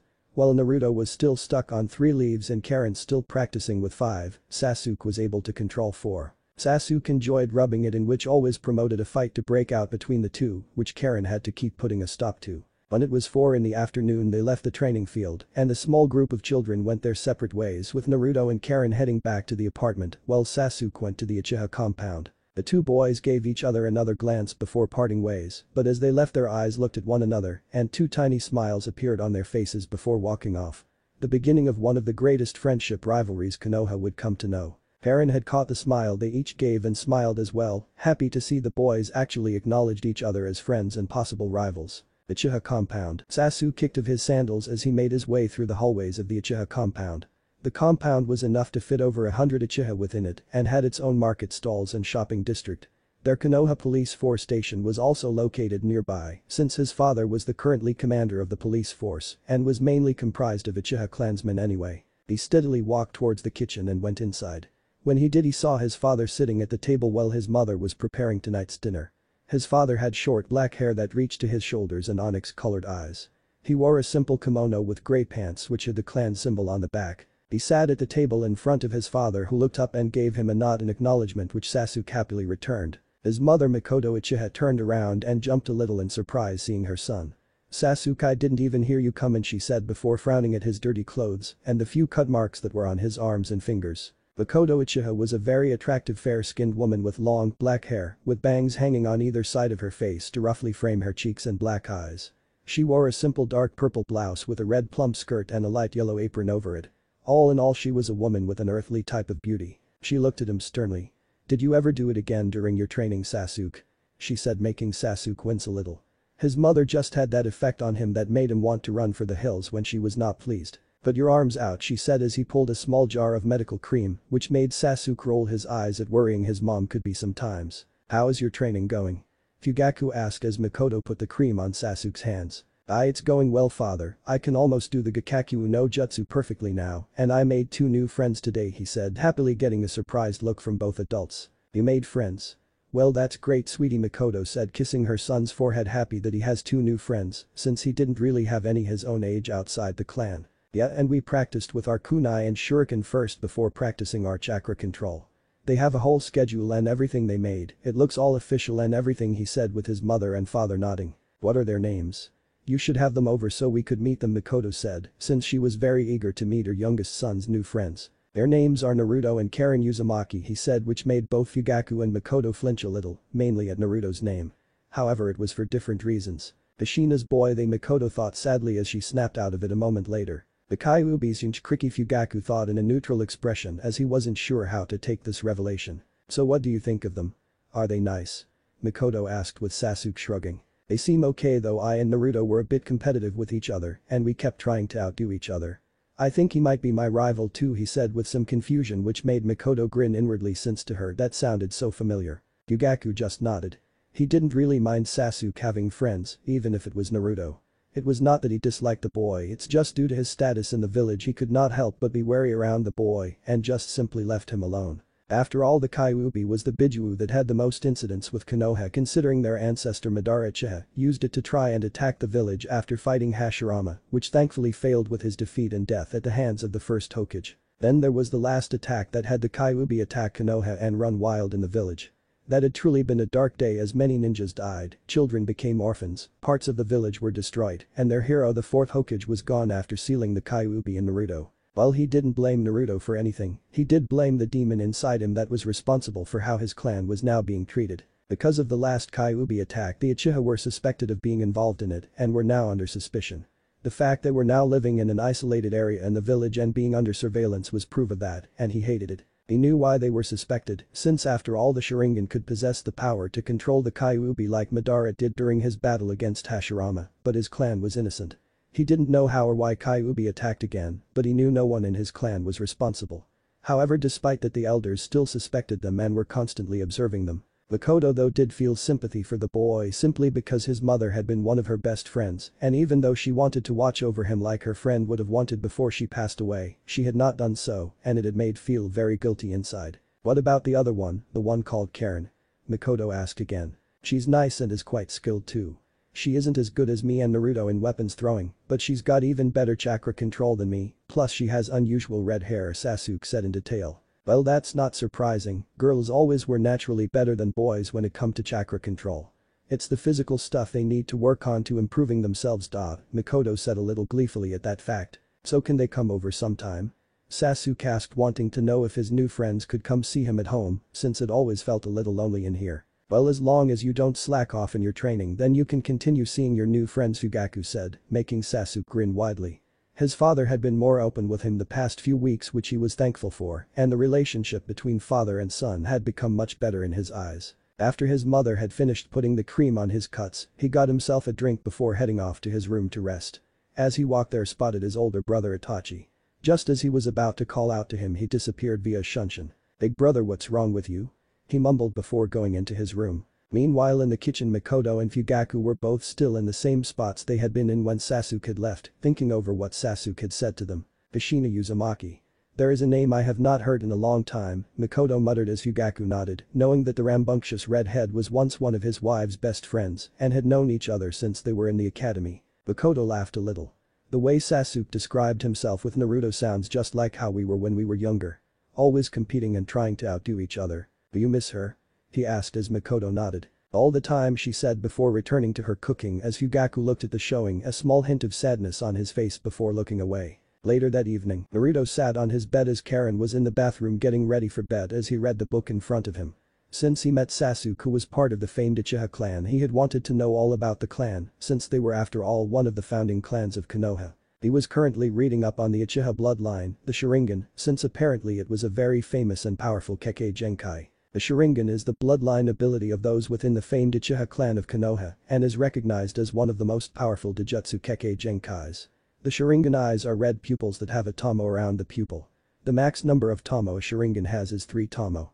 Those with 3 tomo are considered to have a fully matured Sharingan. The Sharingan has the ability to copy any jutsu it sees that are not bloodline abilities by memorizing the hand seals that are performed. It can memorize ninjutsu, jinjutsu, and taijutsu with near-perfect accuracy, allowing the user to use the techniques as their own or even modify them to create their own new techniques. The other well-known abilities are the ability to see a person chakra flow and give the user perfect clarity and perception of an enemy's next move. Naruto whistled. Wow, now that's a bloodline, he thought. He had read that bloodlines were things only a certain family or people of certain blood could do, but the Sharingan has so far shown itself to be the most impressive one yet. I wonder if Sasuke has his Sharingan yet. I'll have to ask him next time I see him, he muttered to himself before he saw Karen come out in her pajamas, which consisted of a purple shirt and black shorts. Naruto put the book away. It's time for bed and I know you were reading that book again late last night, she said, putting her hands on her hips. When she did that, Naruto knew Karen meant business. Fine, it's going away, he said as he put the book on one of the side tables. Kami, she is so pushy. But she said as both got under the covers of the bed as Naruto turned the lights out. He settled down and stared up at the ceiling. After about an hour, Naruto once again found Karen snuggling into his bed, putting her head on his shoulder, making Naruto feel the usual swarm of butterflies in his stomach as she snuggled into him almost affectionately. Why does she even bother going into her bed when she keeps coming into mine to sleep in, he thought before he rested his head next to Karen's and let sleep claim him. 1 week later, take this, Naruto said as he threw his fist forward only for Sasuke to catch it in his palm and flip the blonde boy over. Naruto landed on his feet and traded a few punches with Sasuke and managed to dodge a swift punch that the Uchiha had thrown at him. Naruto reacted back and went for a roundhouse kick. The Uchiha managed to duck under the kick and swiftly moved his leg and managed to catch Naruto as he went down to the ground, which knocked him to the ground, with Sasuke appearing above him with his fist in front of his face. It looks like I win, Naruto, Sasuke said with a happy grin on his face. Oh, shut up, Sasuke, you just got lucky, Naruto said, pouting as Sasuke got off him but put a hand in front of him to help Naruto up. Naruto took it and was brought back to his feet. Karen was off to the side clapping a little at the display the two boys just showed. Sasuke had trained with them every day for the past week and even thought the friendship between them had grown. Sasuke and Naruto had beginning to become rivals as well as close friends. With Naruto and Sasuke competing with each other, both were improving in their skills by leaps and bounds as well as Karen. Naruto could only balance 4 leaves on his fingers tips while Sasuke could do 5. Karen though was now on 7 leaves, much to the two boys' annoyance and her delight. While Sasuke was better at ninjutsu and taijutsu due to his clan style and previous training he got from his parents, Naruto was proving to be pretty formidable to go against because of his large chakra reserves and crazy stamina that seemed endless. Since they became good friends, they told Sasuke about Karen's special chakra and her amazing sensory abilities that seemed to impress Sasuke. All in all, the three all excelled in different things and helped each other with the bits they needed improvements on. What shall we do now? I'm feeling a little out of it today, Karen said, since it was just one of those days where she just didn't want to train and instead just relax. I guess we could take a day's rest. We have been training for a week non-stop and Jiji said it's good to take a rest from time to time, he said, making both think before agreeing. They had earned a rest and besides they were still only 8 years old after all. They left the training ground once again just like they had done for the past week, but this time Sasuke invited them over to the Uchiha clan compound for lunch since his mom had said she wanted to meet his new friends, so he figured why not getting it out of the way now. As they walked, Sasuke couldn't help but notice that some of the villagers were glaring at Naruto while they looked just indifferent to Karen. Why are they glaring? Sasuke thought but saw Naruto was simply ignoring them, though he did spot a small hint of sadness in his eyes. The glaring still bothered Naruto even if he did his best not to show it. Karen noticed it too and grabbed Naruto's hand, giving it a comforting squeeze and a look saying it's okay. I'm here. Naruto smiled gladly at her and they walked on ahead hand in hand. Sasuke wanted to know why, but he figured he should ask another time since he guessed Naruto must have done something the villagers did not like. 10 minutes later they walked into the Uchiha compound. The other Uchiha members saw Sasuke walk in with the two Uzumakis. A few of the Uchihas saw him and scowled at his presence, while others simply ignored him. They arrived at his home, and Naruto and Karen couldn't help but look at it in amazement. The place was so big.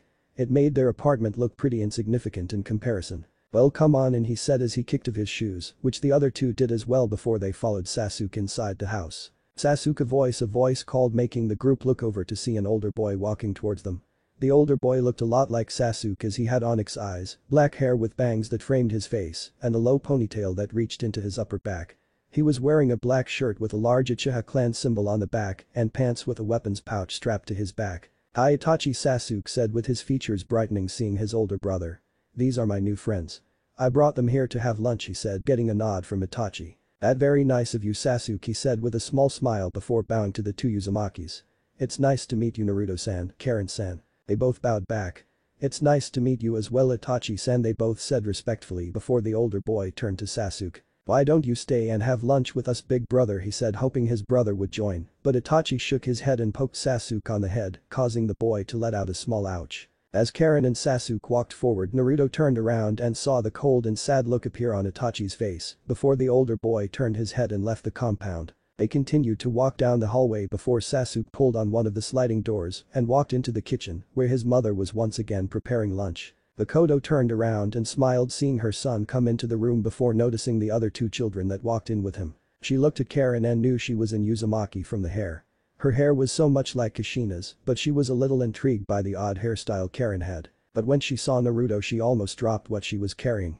She had not seen him up close before, but now that she did she was amazed at how much like his parents he looked like. His hair and features are just like his father, but he has his mother heart-shaped face, and I know from what I have heard about him from others that he has his mother personality. "Mom, these are my friends Karen and Naruto Uzumaki," he said as both Uzumakis bowed their heads to the Uchiha matriarch. "It's nice to meet you, Uchiha-sama," they both said politely. "It's nice to meet you both as well, but please just call me Mikoto," she said as both nodded. "Well, since I'm guessing you three are here for lunch, take a seat at the table and it will be ready in a few moments," she said, motioning to the table to which they then sat around. They didn't have to wait long and just chatted about their training before Mikoto put down a few assortment bento boxes in front of them, getting starry, hungry looks from all three, while Naruto was slightly drooling before they all began to chow down. "Hold on," she said before she went into one of the kitchen drawers and pulled out the top of the healing cream that Sasuke knew all too well.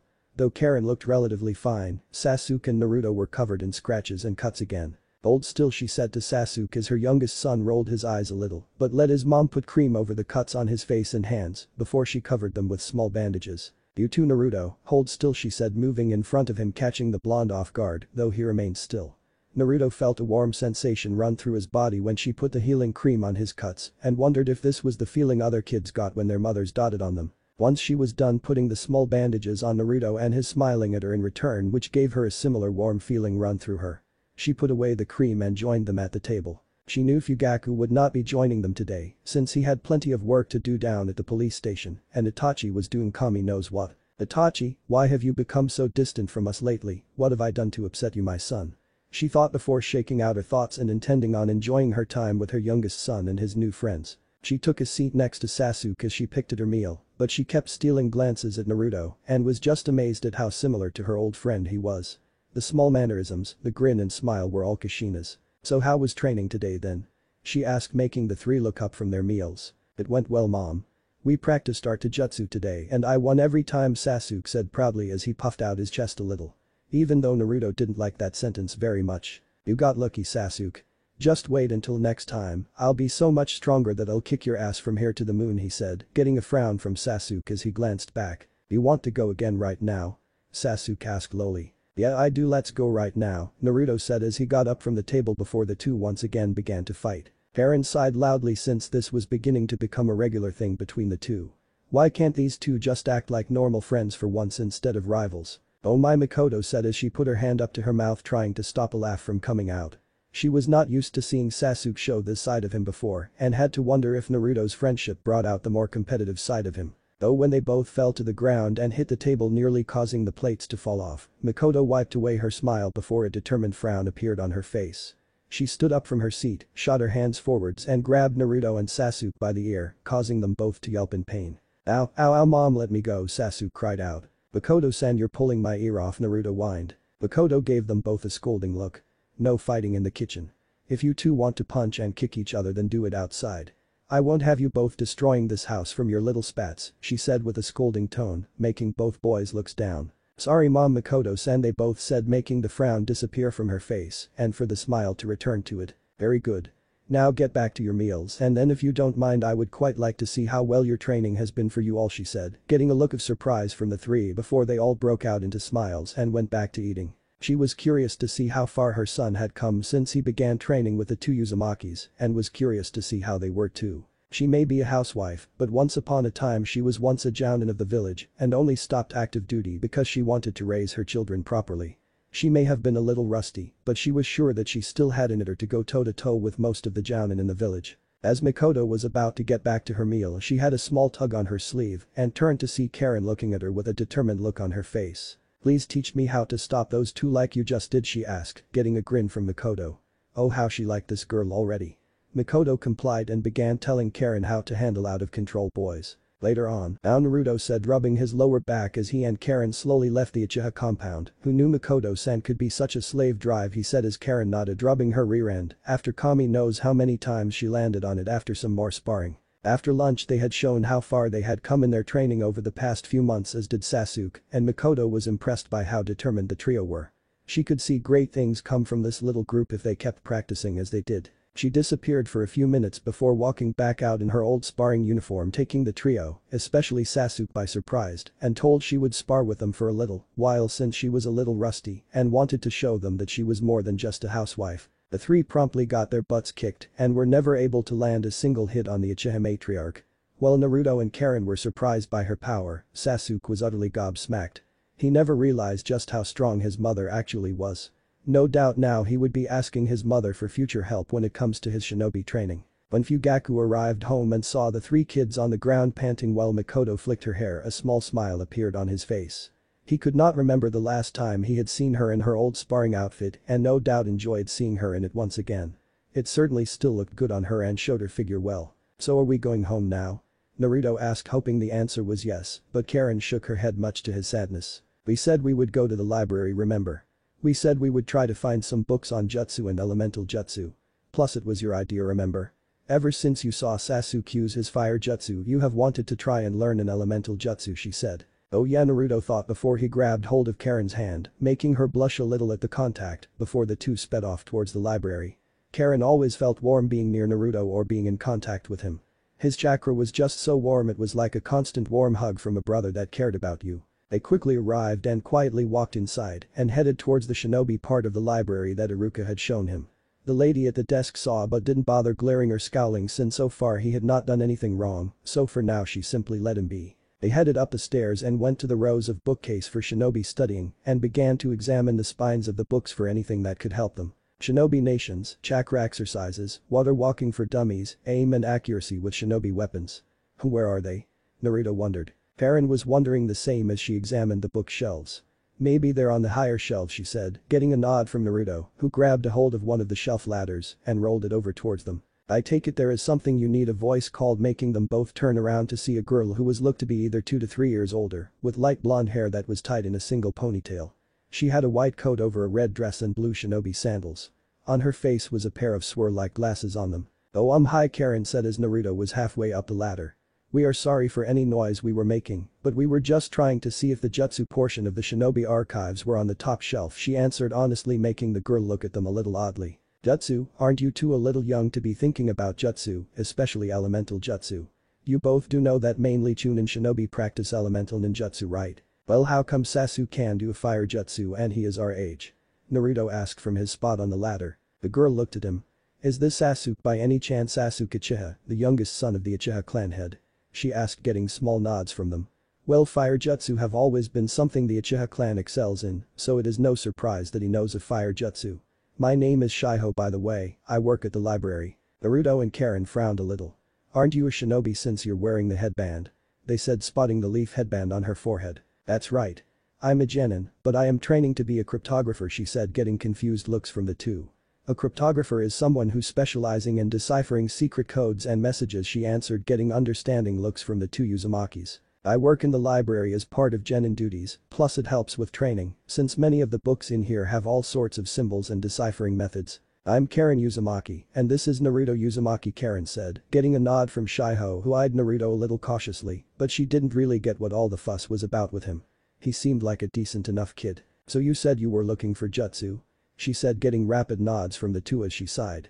Go up to the top of the shelf and look for book that says Academy Basic Jutsu.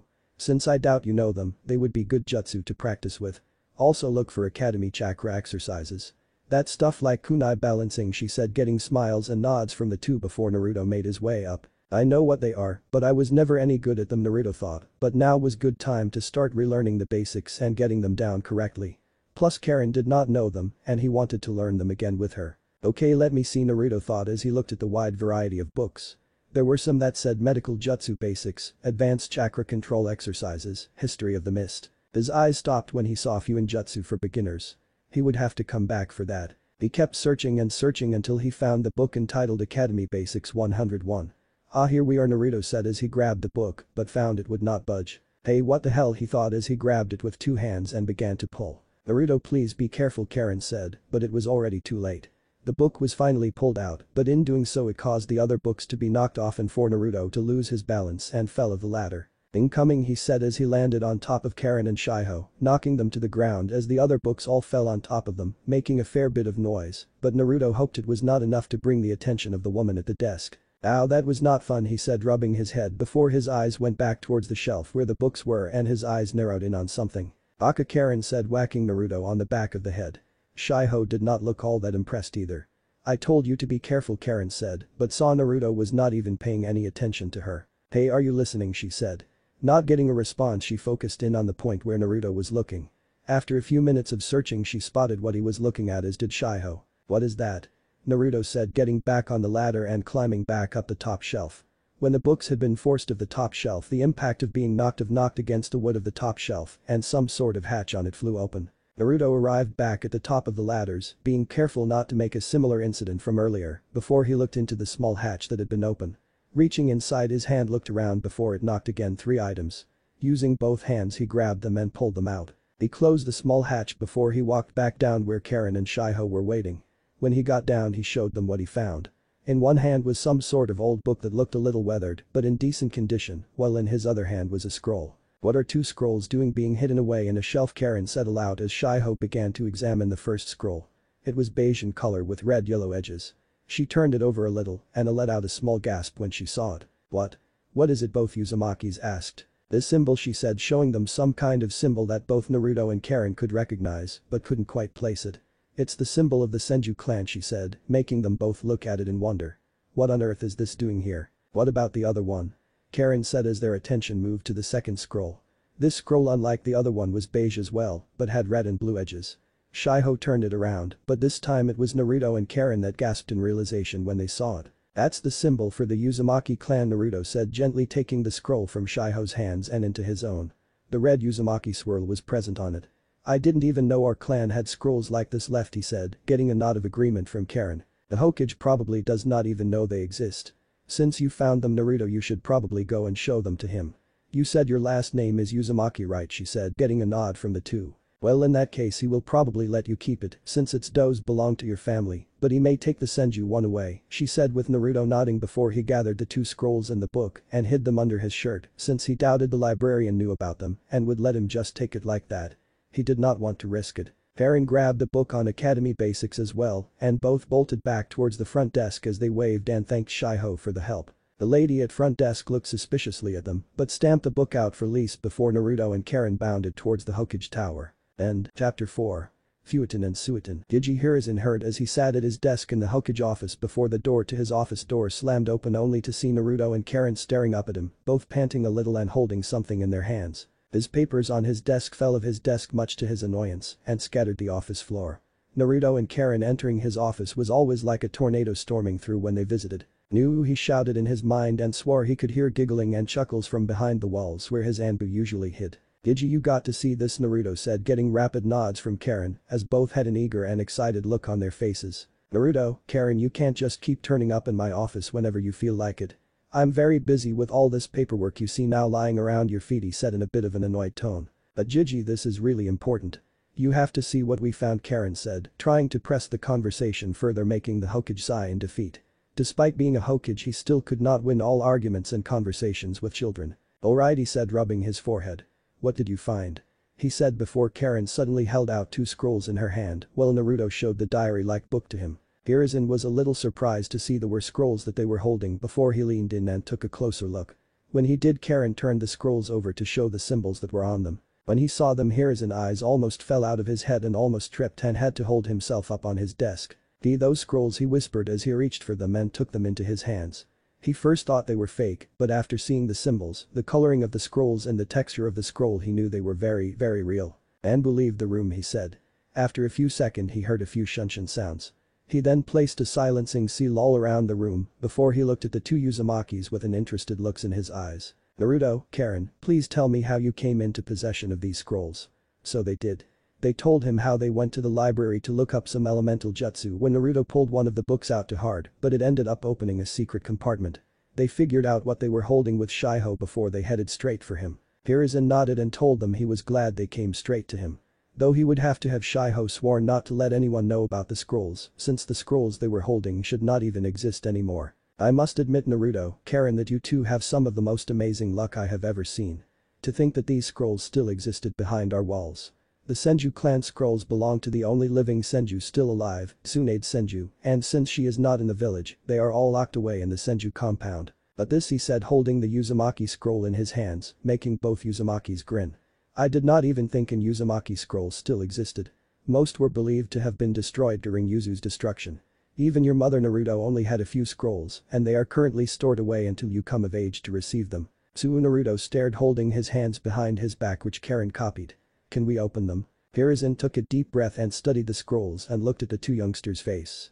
They both looked a little excited, though he could not blame them since they just found a scroll that contained some kind of Uzumaki secrets or jutsu. That, and if the council heard of them finding these scrolls, they may try to take them from them both, which Hiruzen desperate did not want.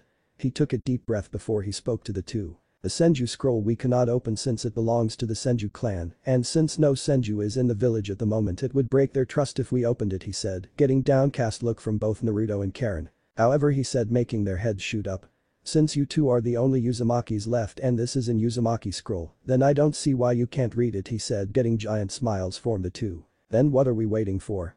Naruto said as he grabbed the scroll and slowly and delicately placed it on the Hokage's desk and slowly opened it. Karen and Hiruzen stood beside him looking over his shoulder, both also very curious to see what was written inside. The scroll opened and they all looked at the parchment. Written on the scroll form, what Hiruzen could see was a set list of justice.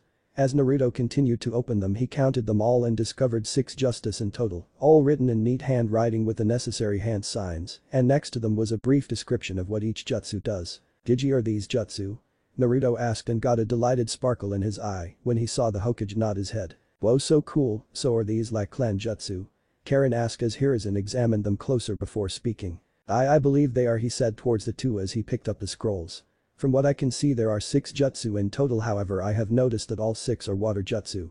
He knew that by both the name and the water element symbol next to the jutsu names. "And beside them there seems to be a rank," he said, pointing to the other symbols next to them. "The first 4 seem to be C rank jutsu, while these other 2 look to be B class jutsu. All water-based and ones that seem the Uzumaki clan made for members of the clan." Naruto and Karen nodded at the answer. "But how come they are all water thought?" Karen asked. Well, both she and Naruto were happy to find some jutsu that their clan had just for them, just like Sasuke and the Uchiha had their fireball jutsu. She wondered why they were all just water and had no other element. Well, you are aware that some clans are more in tune with certain element, like the Uchiha clan excels in fire-based jutsu, correct?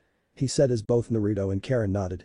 Well, the same could be said for the Uzumaki clan and water-based jutsu. They excelled in anything water-related, though I'm not surprised since they lived in a place with water all around them and called themselves Whirlpool Village. Whoa, they both thought.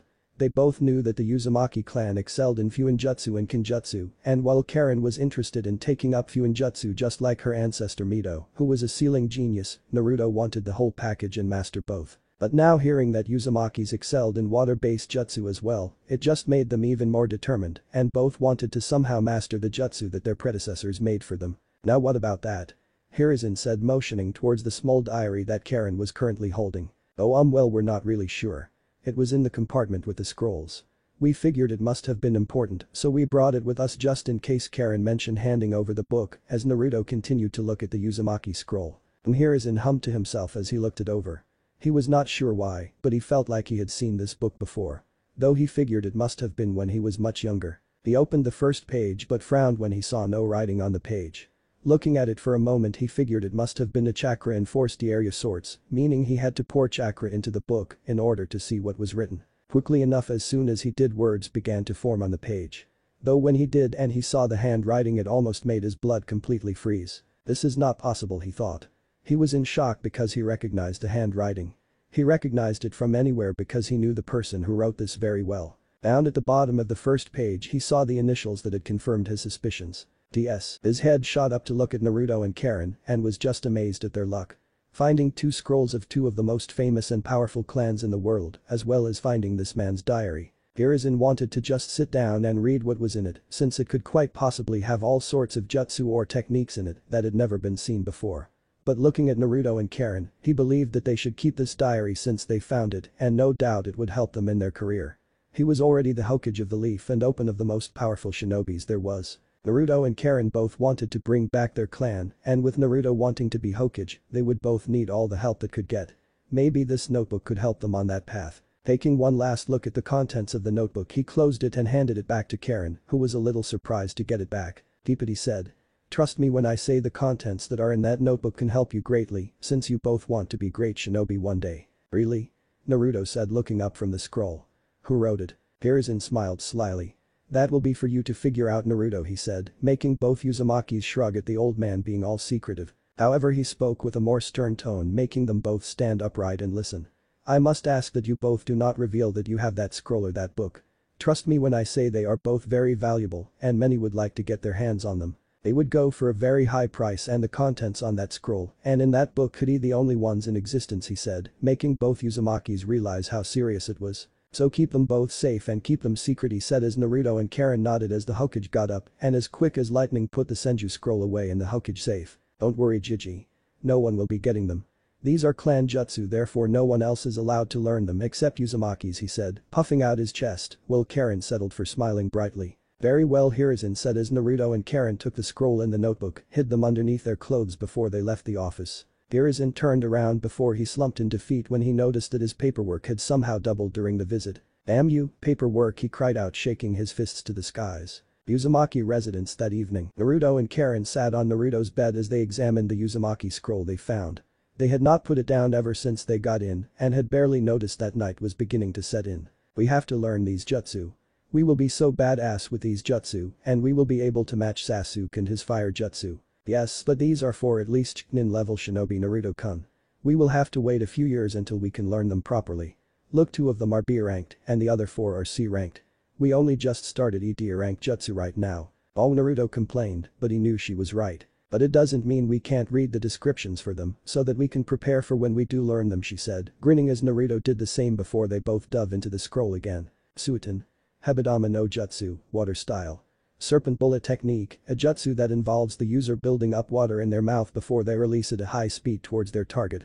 The bullet is about the size of a softball, and if it hits the target it will sting like getting hit by rubber bullets. I know rubber bullets don't exist in Naruto's world, but that's how the pain would be best described. Suiten. Harikuretsu Jutsu, water style. Needle burst, a jutsu involving the user building up water on their hands where when they swing they launch senbon needle-like points of water that when they hit the target causes cramps and the muscles to go numb since the attack momentarily stop the blood from flowing through. Suiten. Awakakum no Jutsu, water style. Bubble dome, a jutsu used to create a dome of water over the user's head providing them a respiratory system to breathe underwater without the use of equipment. This is usually used for safe underwater travel or as an escape route by hiding underwater for enemies and faking death by making them think you drowned and your body sank to the bottom. Suiten. Suja no Kiba, water style. Hydra Fang, a paralyzing water jutsu that covers the user's hands in water-shaped hydra heads that are used to fight into jutsu. When the Hydra heads bite the opponent they cause muscle failure that immobilizes them for a moment, which creates a perfect opening for a finishing move. Wow, and these are clan techniques, Karen said as she looked them over. She especially liked the Hydra one.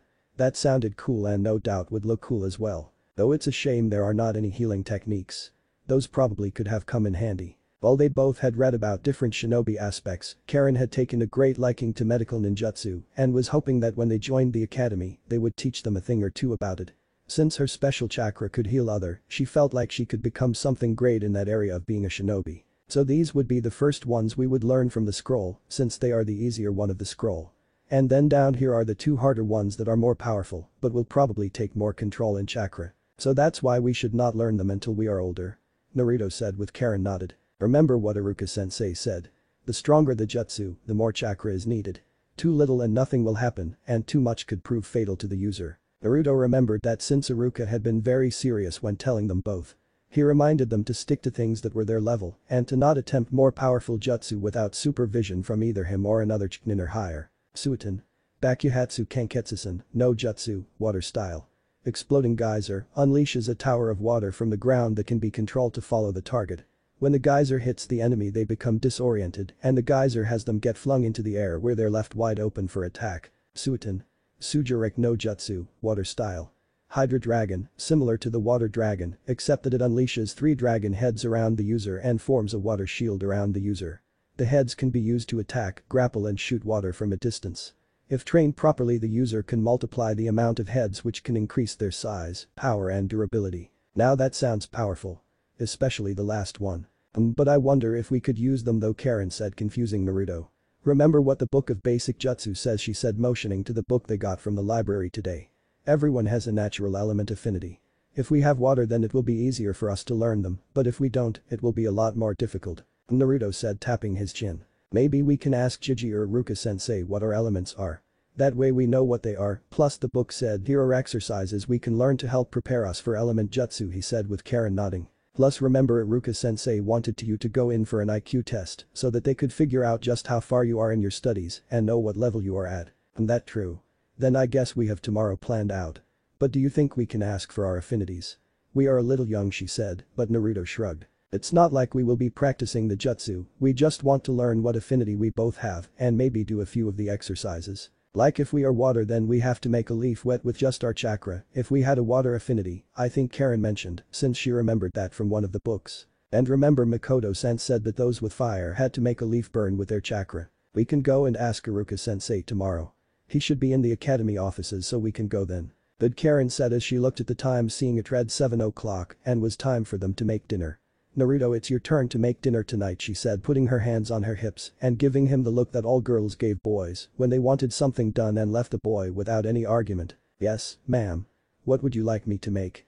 Perhaps some curry and rice tonight with chopped up vegetable too, he said, getting an eager nod from Karen, making him laugh a little. The kitchen router that they had both set up was Karen would cook on Mondays, Wednesdays and Fridays, while Naruto got Tuesday, Thursday and Saturday.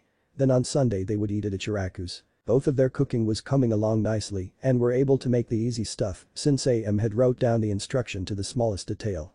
AM even mentioned if his cooking got any better then he would make a fine house husband, which made him blush and go red. Well then you better get to it, then she promoted as Naruto simply gave a small nod before making his way to the kitchen. After all the excitement of the day both had forgotten about the diary that they had found as well in the compartment, but the excitement of finding an Uzumaki scroll left them both a little tired and after dinner had an early night's sleep. 9:30 p.m. Karen was wandering in a field covered in darkness. She couldn't see where she was going and didn't even know where she was for that matter. How'd I get here and where am I? She asked herself as she kept looking around for anything she could see. Suddenly the darkness began to clear up, but when it did Karen's face paled and could swear her heart stopped for a moment.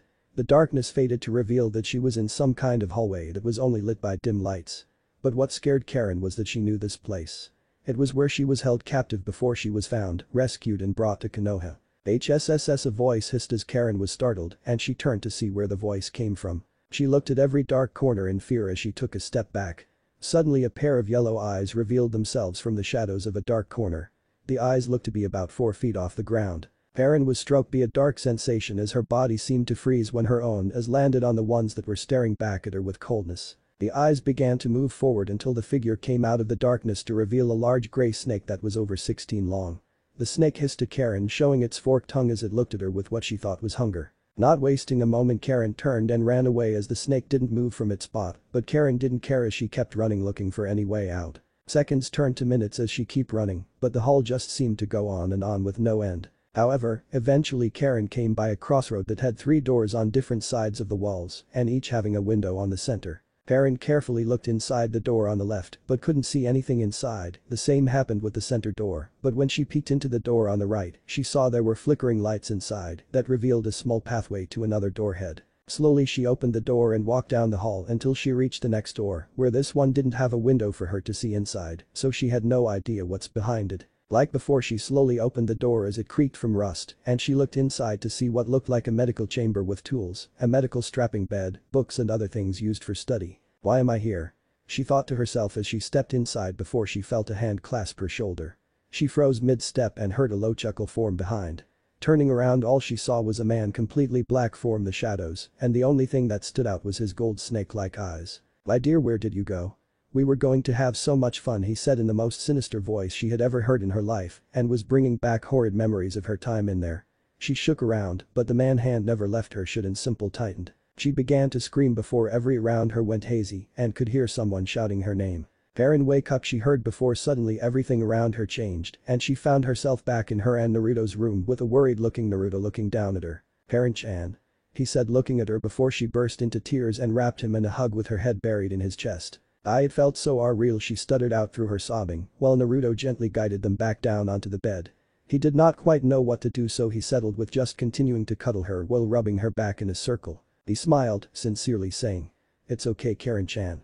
I'm here." Next day, Iruka sat in his office as he went through the necessary paperwork that all teachers had to go through.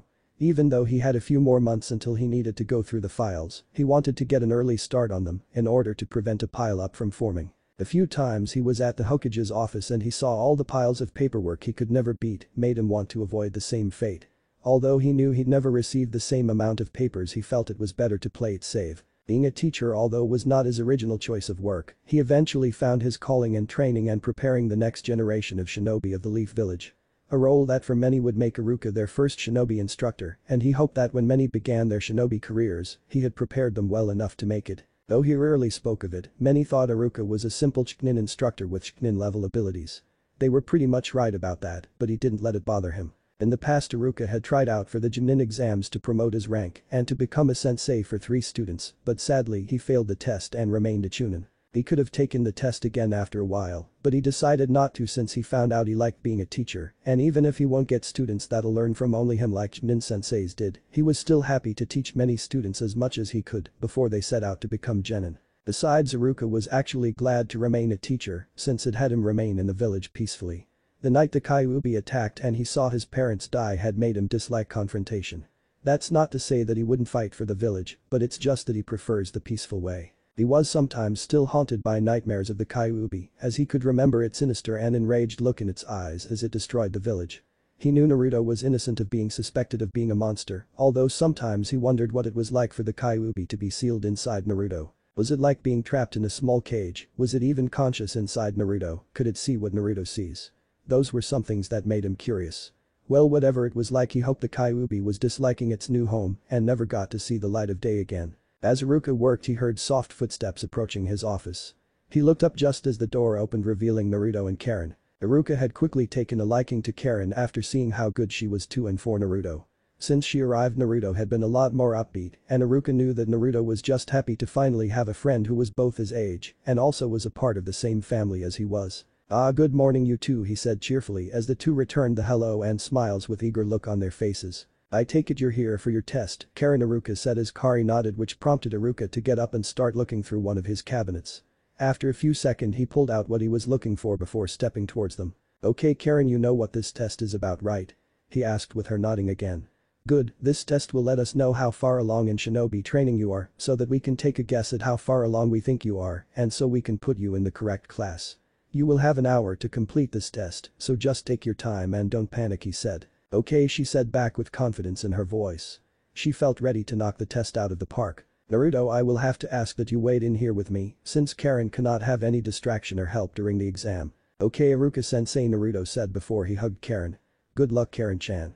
"I know you're going to do great," he said with a giant smile and wishing Karen the best of luck even though he knew she would do great anyway. "Thank you Naruto-kun," she said blushing a little from the hug before Iruka led her out of the office and into one of the classroom where she would sit to take her test. Naruto only waited a few minutes before Iruka came back and proceeded to go back to his paperwork as well as make light conversation with Naruto while he waited. They spoke about the sort of training Naruto and Karen had been doing in the past few weeks as well as meeting Sasuke and him becoming their friends. Iruka was surprised that the two Uzumakis had managed to become friends with the youngest son of the current Uchiha head, since many knew how prideful the Uchiha could be and since they mostly kept to themselves, not really talking with any of the other clans in Konoha.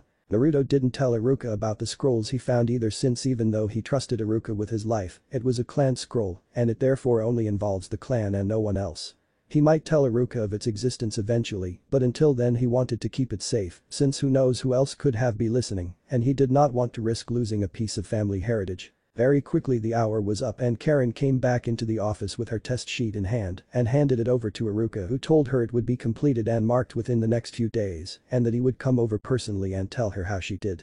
However before the duo left the conversation from the previous night hit Naruto. Iruka-sensei, Naruto asked getting the older man's attention as his gaze looked towards Naruto. "This might sound a little odd, but could we find out what our element affinities are?" Iruka in every sense of the word was a little surprised by the question. He doubted the two Uzumakis were ready for the element training just yet. "Naruto, Karen, you two are in the academy. You won't be able to learn element jutsu yet. It's a very advanced form of ninjutsu." "We know," Karen quickly answered. "We know we are not trained enough and don't have the control for it yet, but we would like to learn what our affinity are. Maybe even learn some control exercises for them," Naruto added with Karen nodding. "I don't know," Iruka said scratching the back of his head. If they just wanted to find out their affinities then he did not mind that, but he did not want them to get ahead of themselves that could later lead to an accident that ended up hurting them both. Iruka sighed before giving them a serious look. "If I let you discover your affinities, promise me that you will not attempt an element-based jutsu without a Chunin level shinobi watching or trying one until your reserves and element control are enough. Do we have a deal?" he asked in teacher mode. They both nodded their heads adamantly before Iruka sighed again before he opened one of his desk drawers and fumbled around searching for his objective. After a couple of seconds he found what he was looking for and pulled out two slips of paper and handed them both to Naruto and Karen. "Okay, listen closely. Those two slips of paper you are both holding are called chakra paper. Its purpose is that when a shinobi pours their chakra into the paper one of 5 things will happen. If the paper begins to burn it means your affinity is fire, if it becomes soggy then it's water, if it crinkles it's lightning, if it gets cut then you're wind, and finally if it crumbles away then it's earth." "Like so," he said holding a piece of chakra paper in his own hands and poured a little chakra into it. After a couple of seconds the piece of paper began to crumble away. "It crumbled away so it means you have earth element," Karen said with Iruka nodding. "That's right, and to be able to perform earth jutsu I had to first learn to control my earth element with chakra exercises.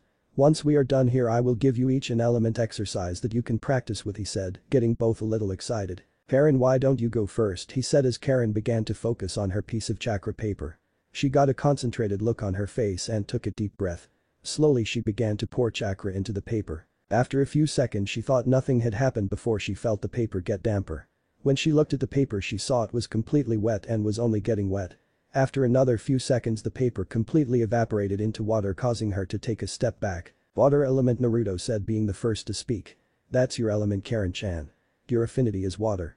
"That's awesome," he said wrapping her in a tight hug, making the red-haired girl let out a small giggle. Iruka meanwhile looked at the puddle on the floor before looking at Karen with slightly widened eyes. "What an affinity. I have never seen a water affinity that strong before."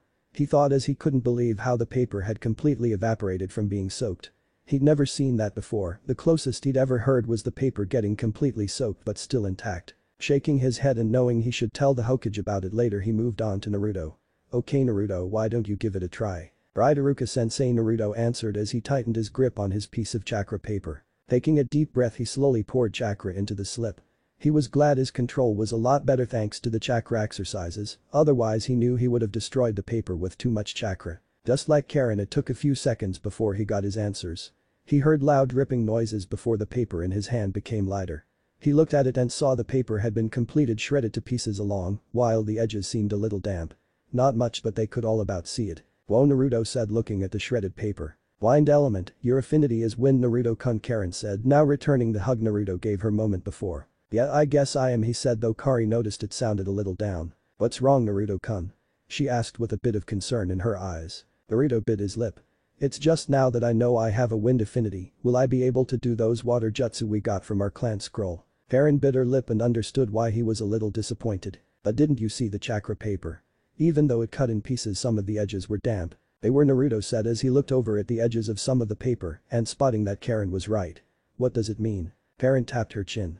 Maybe a secondary affinity, she said, though Naruto looked a little confused, so she elaborated on it.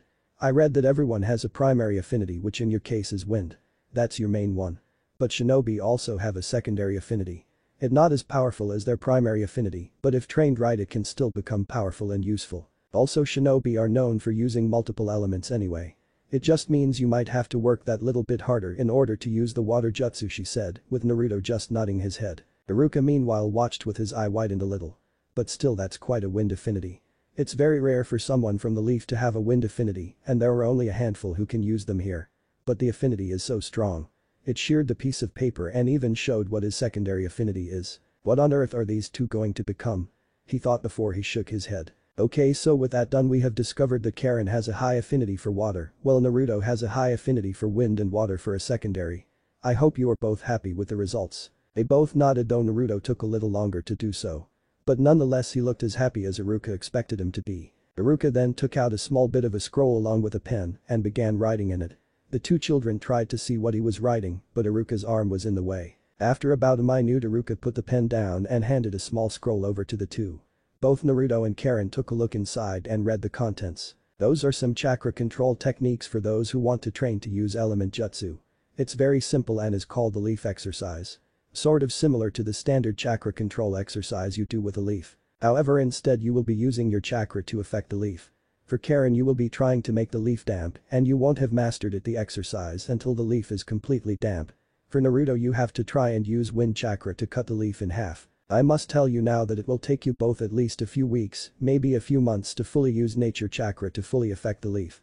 It is Shunin level for a reason. Right, we understand, Iruka-sensei, Naruto said, though he hoped they could get the leaf exercise done as quick as possible, since doing it for a few months sounded a little boring in Naruto's opinion, though he was sure Karen could keep him on the straight and narrow. We can go and start now, Karen answered before Naruto and Karen took off. Not before Naruto gave Iruka a quick hug and Karen gave Iruka a peck on the cheek, which made him get a small ting of red appear on his cheeks before he smiled and got on with his work. As Naruto and Karen ran out of the academy building and headed towards their usual training ground, both saw a man step out of one of the nearby stores and ran into him. The man oofed a little when they accidentally knocked into him, but stayed up straight, but Naruto and Karen landed on their butts. Sorry sir, Karen said as she rubbed her behind a little before standing up. Naruto did the same and looked at the man they ran into. They recognize him as a shinobi due to the headband on his head. He was a tall man with a strong build to him with tanned skin.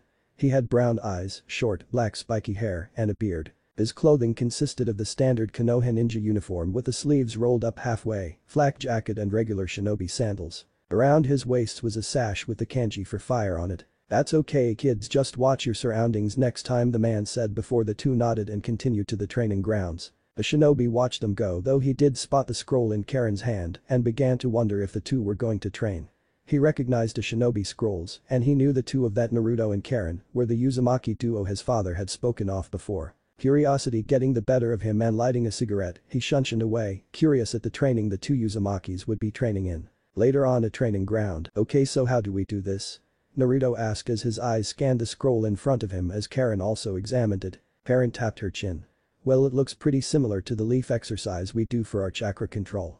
But instead of using it to balance, we have to try and transform our chakra into the necessary element while we pour chakra through it. You're really smart, Naruto blurted out, causing Karen's cheeks to redden a little before a sappy smile appeared on her face. And you're kind of sweet, she replied back, making Naruto get a big silly smile appear on his face. Come on, let's begin and start trying, Karen said as she seated herself underneath one of the trees by the training field, with Naruto joining her beside her. She picked up 2 leaves and handed one to Naruto. They read what Iruka had written in the scroll before they began pouring chakra into the leaf. They thought to best change the nature of their chakra, they should visualize the kind of element they were using. So Naruto began rethinking of the winds and the feel he got when the wind hit him, while Karen did the same only for water. After 2 hours they quickly found that method was not one that really led anywhere, and at best, it felt like all they were doing was wasting chakra. Even Karen had to stop after about an hour of continuous usage before she felt she needed a quick break. They wondered if Sasuke had to do this in order to learn a fire jutsu. But then again he had his parents and the entire Uchiha clan to help him and point him in the right direction. Ugh. This is getting us nowhere, Naruto said, ruffling his own hair and falling down onto his back as he stared up at the leaves on the tree above him. You have to be patient, Naruto. Remember what Iruka said. It could take days if not weeks to even make the smallest change. Plus we are only 8 years old. It is going to take us a long time to complete this exercise. Which is why this should be something we do in our spare time. Make small improvements to it as time goes by. Naruto sighed before groaning a little. He knew she was right, but it just felt so frustrating. He wondered if this was one of the reasons many did not achieve element transformation, because it was so long and infuriating. Yeah, you are probably right as usual, he said teasingly. Karen just grinned a little before playfully sticking her tongue out at him. Element transformation at your kid's age is very rare, you know, a deep voice said, surprising them both as they looked up in the tree where the voice came from. There on one of the branches was the man they ran into earlier, slowly taking a drag on one of his cigarettes. When did you get there? Naruto asked, a little surprised. And why are you here? Karen asked too, frowning as she looked up at the shinobi above them. Well, I saw the scroll in your hands earlier and I was curious to see what training you would be doing. Though I didn't imagine you would be doing element transformation. It's Chunin level stuff and you kids look like you're still in the academy. Naruto was going to answer before Karen beat him to it. You know it's polite to introduce yourself before you ask questions, she said, making the shinobi raise his eyebrows slightly. She's got spirit, he thought before grinning. I pray Anko never gets wind of her. My apologies, my name is Asuma Sarutobi, Chunin of Konoha, the man said, getting surprised looks from both of them as Naruto stood up and looked at him. Sarutobi, they both said, getting a nod from the man. That's the same name as Jiji, Naruto said to Karen as she nodded. Are you related to him? Jiji? Asuma thought for a second before he understood who they were speaking about. Oh right, you mean my dad. Your dad? They both shouted. Old man Hokage is your dad. They both said, getting a nod from Asuma, who had his hands in his pockets and looking a little amused at their reactions. Whoa, so you are like a younger, more badass version of the old man, Naruto said, which made Asuma bark with laughter before he scratched the back of his head a little embarrassingly. Well, younger, yes. Worse is most likely, he said, grinning. Though more powerful, I'm afraid not. My old man a high S-class shinobi, while I'm an A-ranked, maybe one day. But still an A-rank shinobi is pretty powerful. It means you're really strong. Hey, maybe you can help us, Naruto said, eagerly, getting a raised eyebrow from Asuma. Help you? And tell me why I would want to help two Gakis like you? Asuma said curiously. Karen huffed at being called Gaki while Naruto crossed his arms. You being here means you don't have anything better to do with your time, he said, getting another surprised look from Asuma. Plus, would it not be your duty as a leaf shinobi to help the next generation? Smug little brat, Asuma thought before he grinned. He had to admit the two kids had spirit and seemed to know how to talk in order to get what they wanted. He shrugged his shoulder before blowing smoke out of his mouth. Alright, why not, I don't have anything to do today. Plus you two seem to have piqued my interest. Both grinned knowing they were getting a Chunin to help. It could only make them improve by having one of the strongest in the village helping them. So you are a water element, he said, looking at Karen, which she nodded to before he looked at Naruto in surprise. And your wind, that is surprising considering until now I was the only other person in the village who had a wind affinity. Really, Naruto asked excitedly again. This day was getting better and better, and with Asuma helping them it could only get better. And I am guessing you are having trouble trying to transform the chakra into wind, right? He said, getting a nod from Naruto. It takes a very long time to fully transform chakra into your affinity, and wind is the most versatile. Known for cutting and maiming those it comes into contact with. When you try to transform the chakra, try and picture your chakra splitting in two and then rubbing the two halves against each other. After they sharpen each other into thin and sharp pieces and then rejoin them. Thin and sharp. Sort of like a blade then. Naruto said with Asuma nodding. Yeah, that's a good way of putting it, he said before turning towards Karen. For water, thinking of your chakra as a pool of water and then swirling it around like a whirlpool. But it has to keep in motion. I guess that makes sense, Karen mentioned before the two Uzumakis went back to trying to transform their chakra and their affinity. They stayed that way for the rest of the day, with Asuma taking his place back on sitting on the tree's branch. Neither managed to make any changes, but when they put their chakra into the leaf they could feel a difference from before. They told Asuma and he told them it was a good sign. It meant they were on the right track. They finished it just before it got dark before Asuma escorted them back home with another fruitful day of training completed. And what if Naruto has memories of ancestor of Uzumaki clan? Thanks for watching my video till the end. If you enjoy this content, then do consider subscribing to my channel and leave a like if you guys need the next part, comment down, and thanks for watching the video and see you guys in the next video.